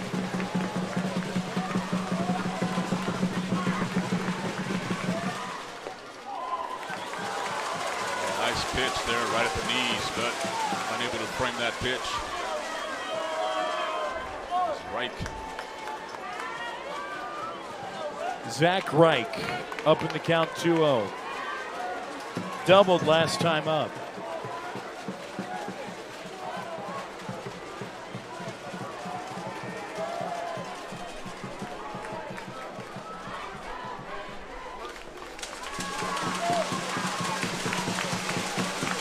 Three balls and no strikes.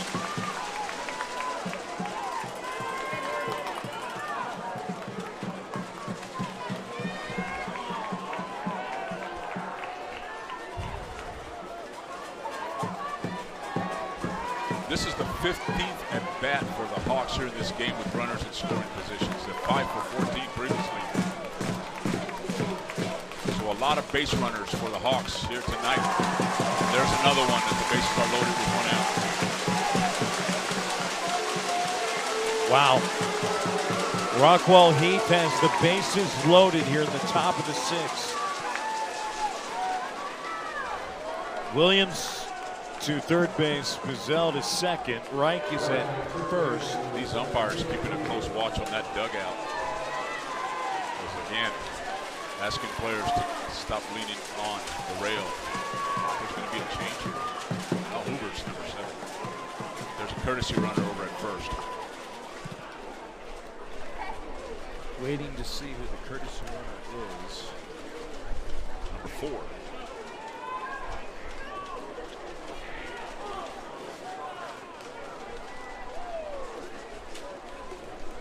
That would be Jet Williams, who is the DH. There's a DH, yes.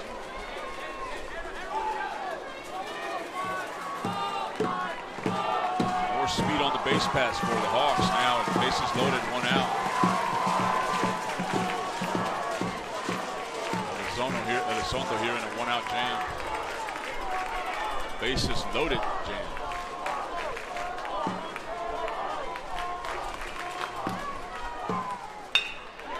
Back up the middle. There's 4, Wide 6. Oh, the bat throw to first. Yep.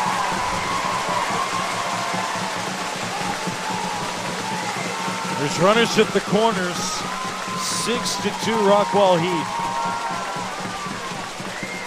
2 outs. There's no error on the plate because you cannot assume you're going to get to 2 outs. But man, that would have been a inning and double play. No runs across, but 1 run across. Now it's 6-2. Hoover with the RBI fielder's choice. Reich is out. Buzzell to third base. Williams. Jet Williams was out at second. Now Hoover's at first. Williams was running for right. Out at second, yes. Yeah. Baseball sometimes. That was can be all a over the mouthful place. Here. Yeah. So now we got some more. 19, that is Johnny Lowe. See who the base runner is. 23 is running at first base. Gage Barkley. Sir. He's running for Hoover, I believe. That would be correct.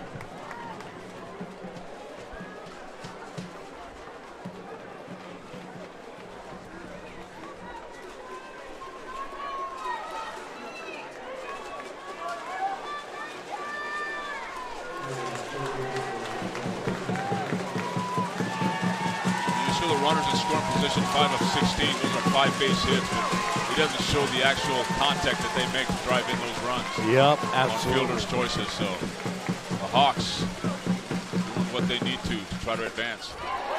6 of 19 with runners on. 0-1 the count.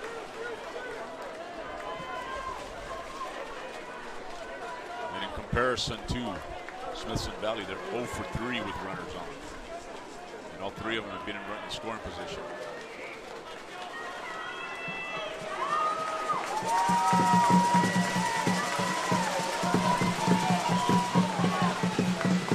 Oh, 1 pitch.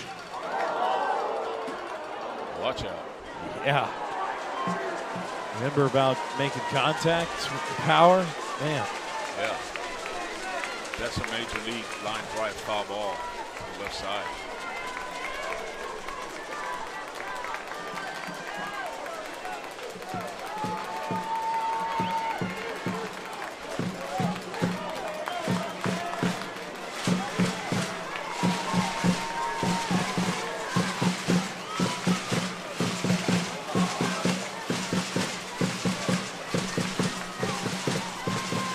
Like Butler is also a courtesy runner for Vassell over at third. 1 ball and 2 strikes. So we got Ryan Butler at third. And 23, Gage Barkley at first are the base runners for the Heath Hawks.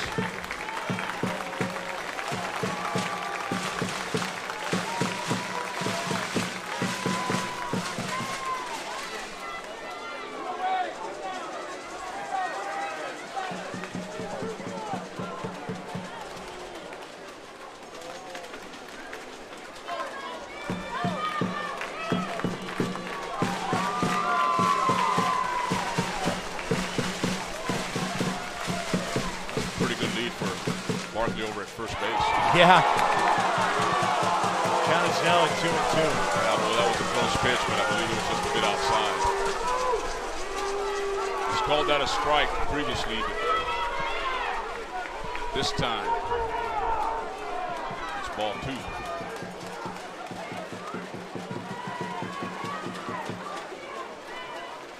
No action in either bullpen here. Hard hit down the third base line. 1 run scores. Here comes another.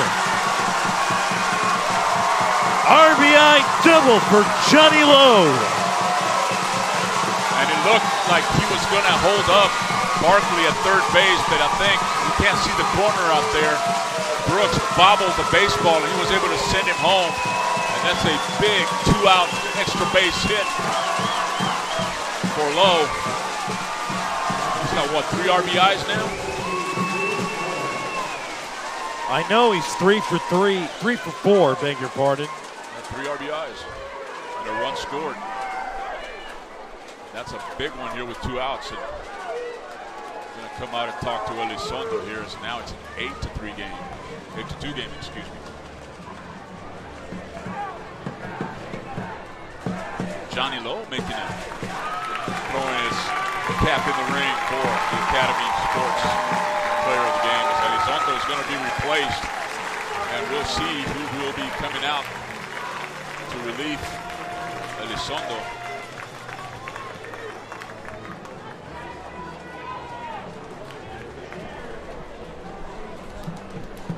Dylan Domel, right-hander. Come in here in the top of the 6th with 2 outs and a man on second. Dylan Dumel will warm up. We'll take a break. Be back in 1 minute.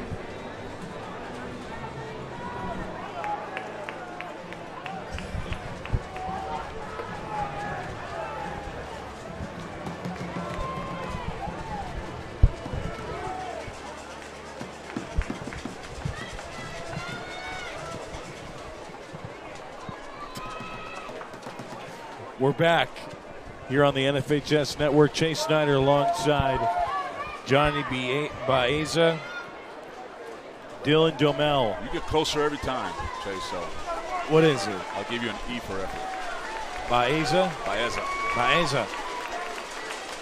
I'm tired, John. No, it was. I understand. It was in high school football. They used to broadcast our games via audio, and yeah, my name was all over the place too.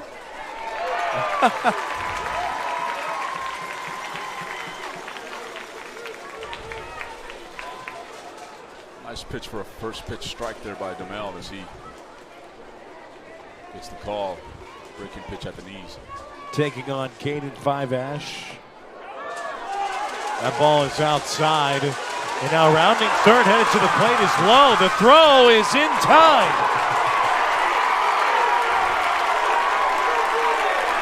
Well, I don't know if he ran past the stop sign at third base.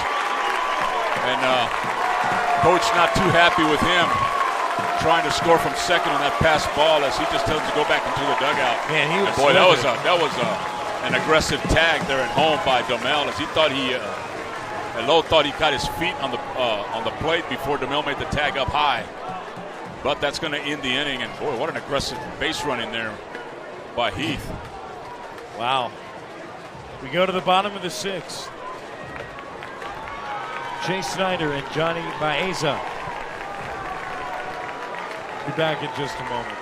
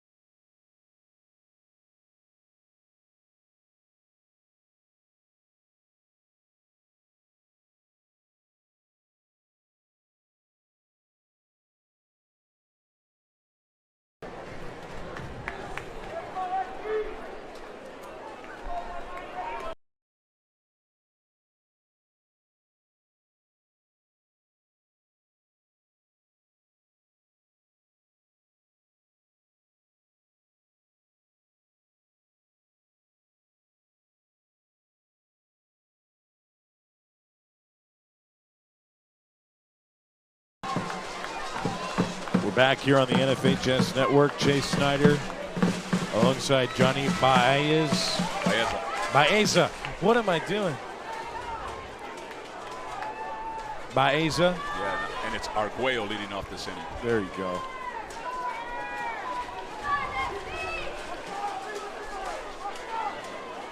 Johnny Baeza. I nailed it. Chase Snyder here with you. First pitch. Oh, caught on a line. Hoover makes the catch. 1 out.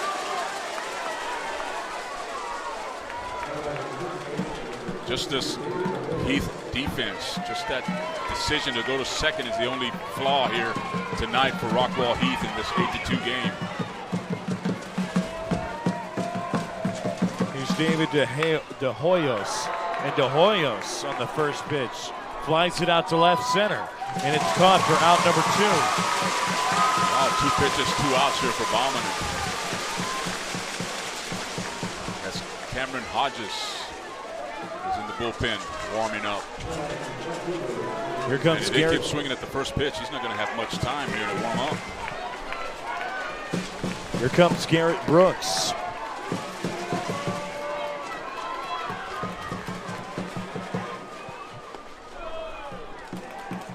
It's high for ball 1.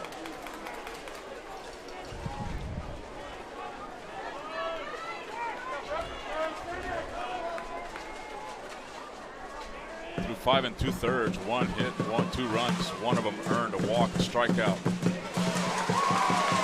And 76 pitches for Baumann here tonight. 76. He's only faced 21 batters. 1 ball and 2 strikes.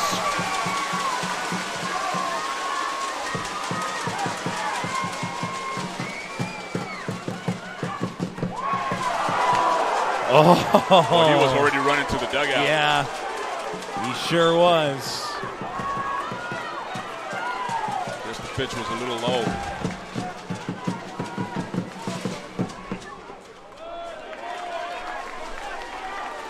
Count is full at 3-2.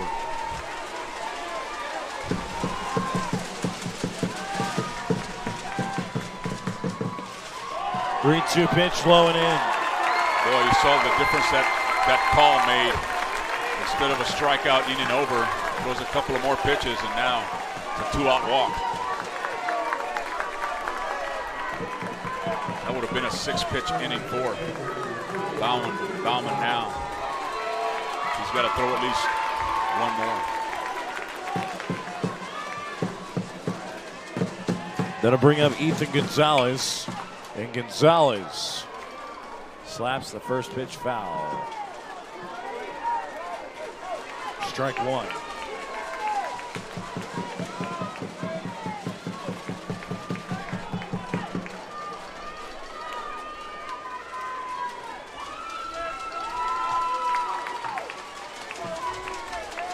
Boy, as good of an offensive night Johnny Lowe has had here tonight. Baumann has just been spectacular on the mound for the Heath Hawks. Well, this is an offense that has scored over 300 runs coming into tonight. So far, only 2 on the scoreboard. 1 ball and 2 strikes.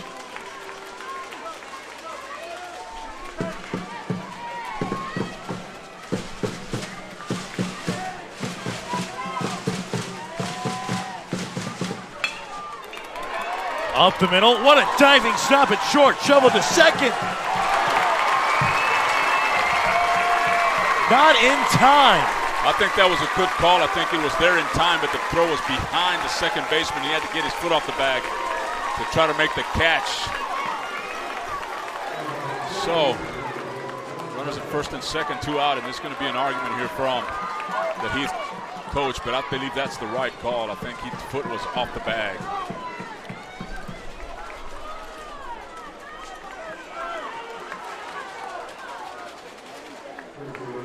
They rule it a hit. Brooks is at second. Gonzalez is at first after the single.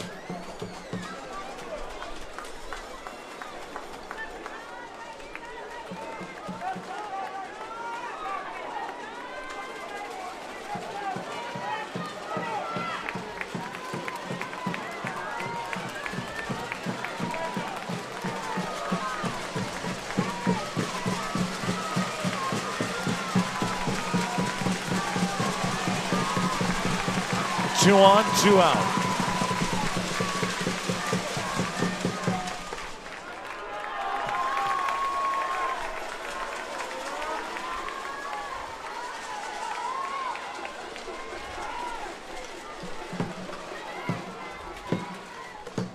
One 0. 2 balls and no strikes. Short of 300 runs, 297 is what I was able to total up real quick there. Still, that's a lot of offensive power. Only 1 hit and 2 runs here tonight.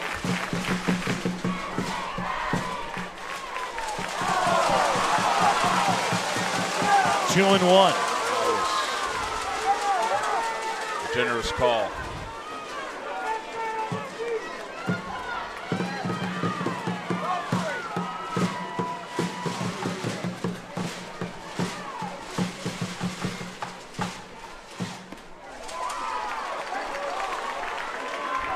Three and 1.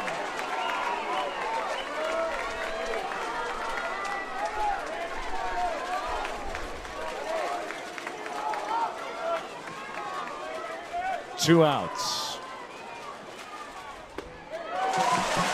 Swing and a miss. count is now 3-2.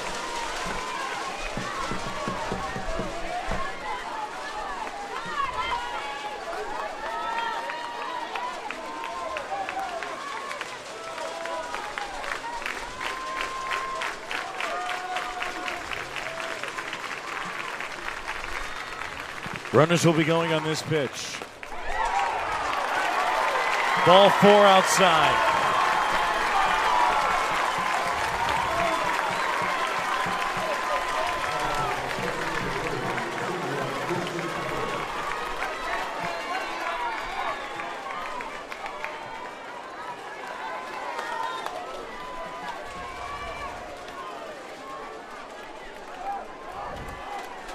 I don't know if he's going to make a change here, Chase, but I think he's just checking with the ump to see how many visits he has before he has to pull Bauman. Yeah. But it might be just checking to see how Bauman answers a few questions here and decide whether he lets him continue or not.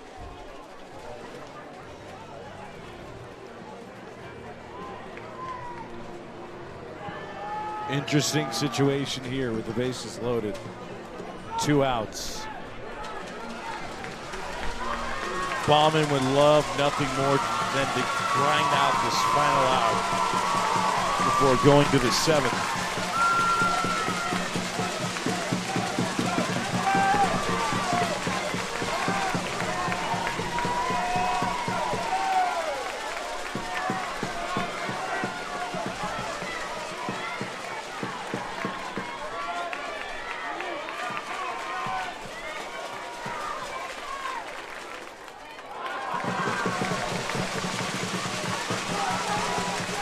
Christian Keller at the plate after Garza walks. Keller 1 for 2. He singled in the 3rd, struck out in the 4th.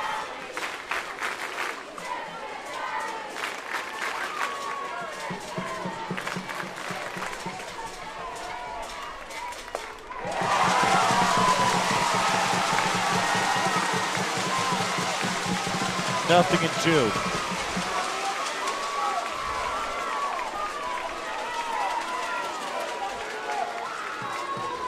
Gala is a courtesy runner for Gonzalez, and he's at second base for the Rangers. Swing and a miss.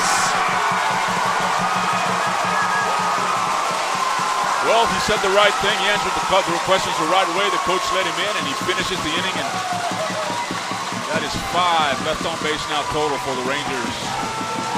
At the top of the 7th, 8-2.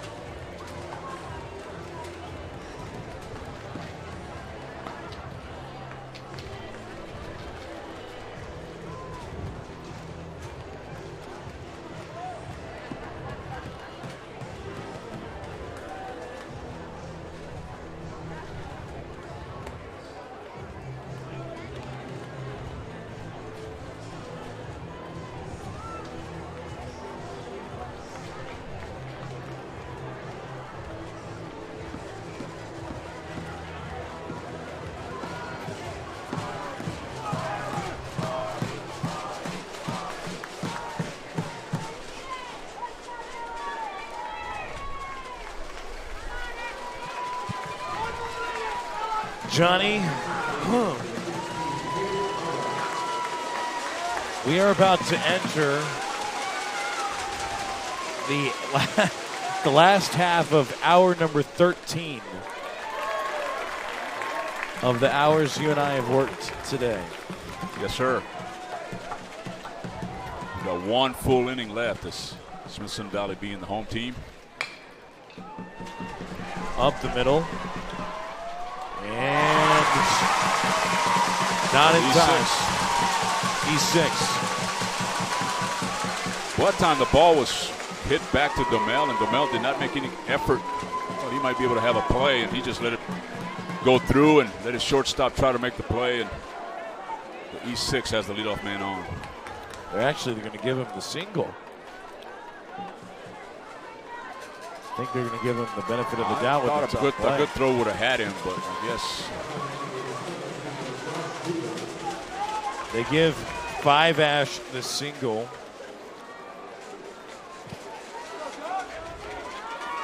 And here comes Stowers. Well, it's like he's going to have number 17.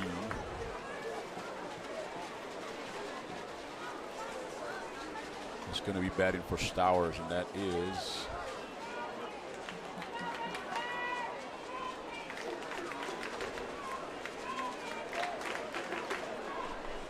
Josh Hoover.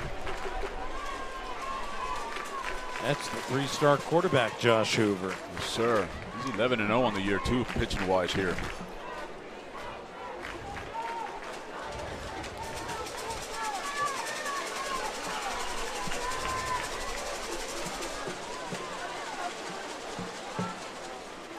First pitch to Stowers, taken for a ball.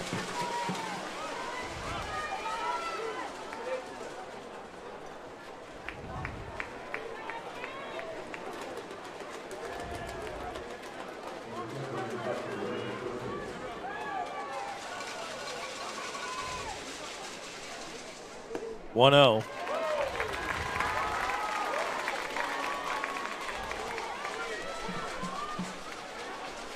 One ball, one strike. Number 10 is running at first. Is that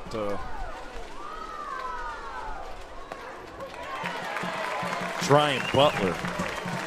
He's at first base running for Five Ash.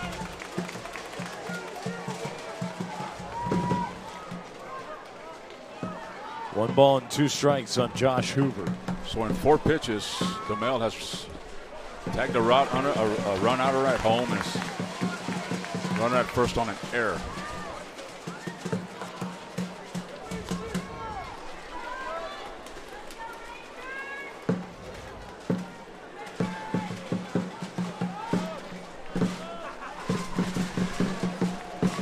Two, up and in. Count is full.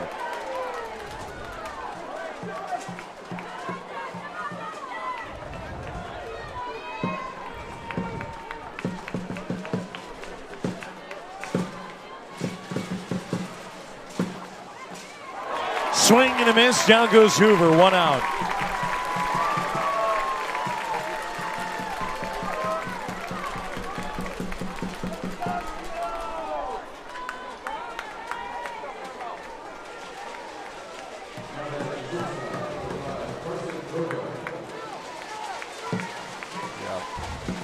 They are courtesy running for Five Ash because Five Ash has run over to the bullpen and is warming up for the Heath Hawks.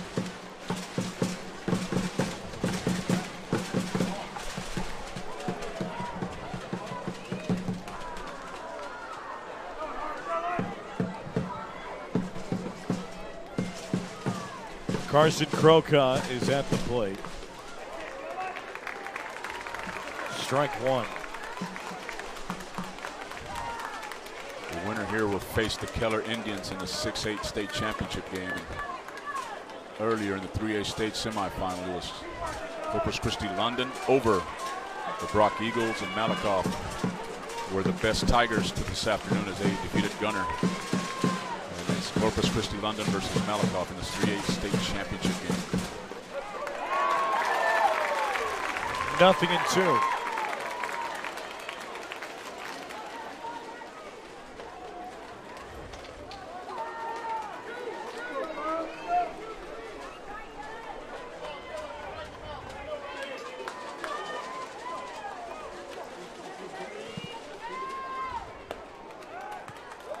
Quick throw over to first, not in time.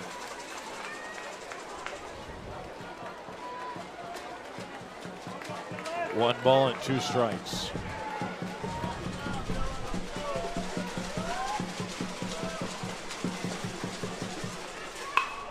Hard hit to short. This could be 2, 6, 4, 3, double play as we go to the bottom of the 7th inning.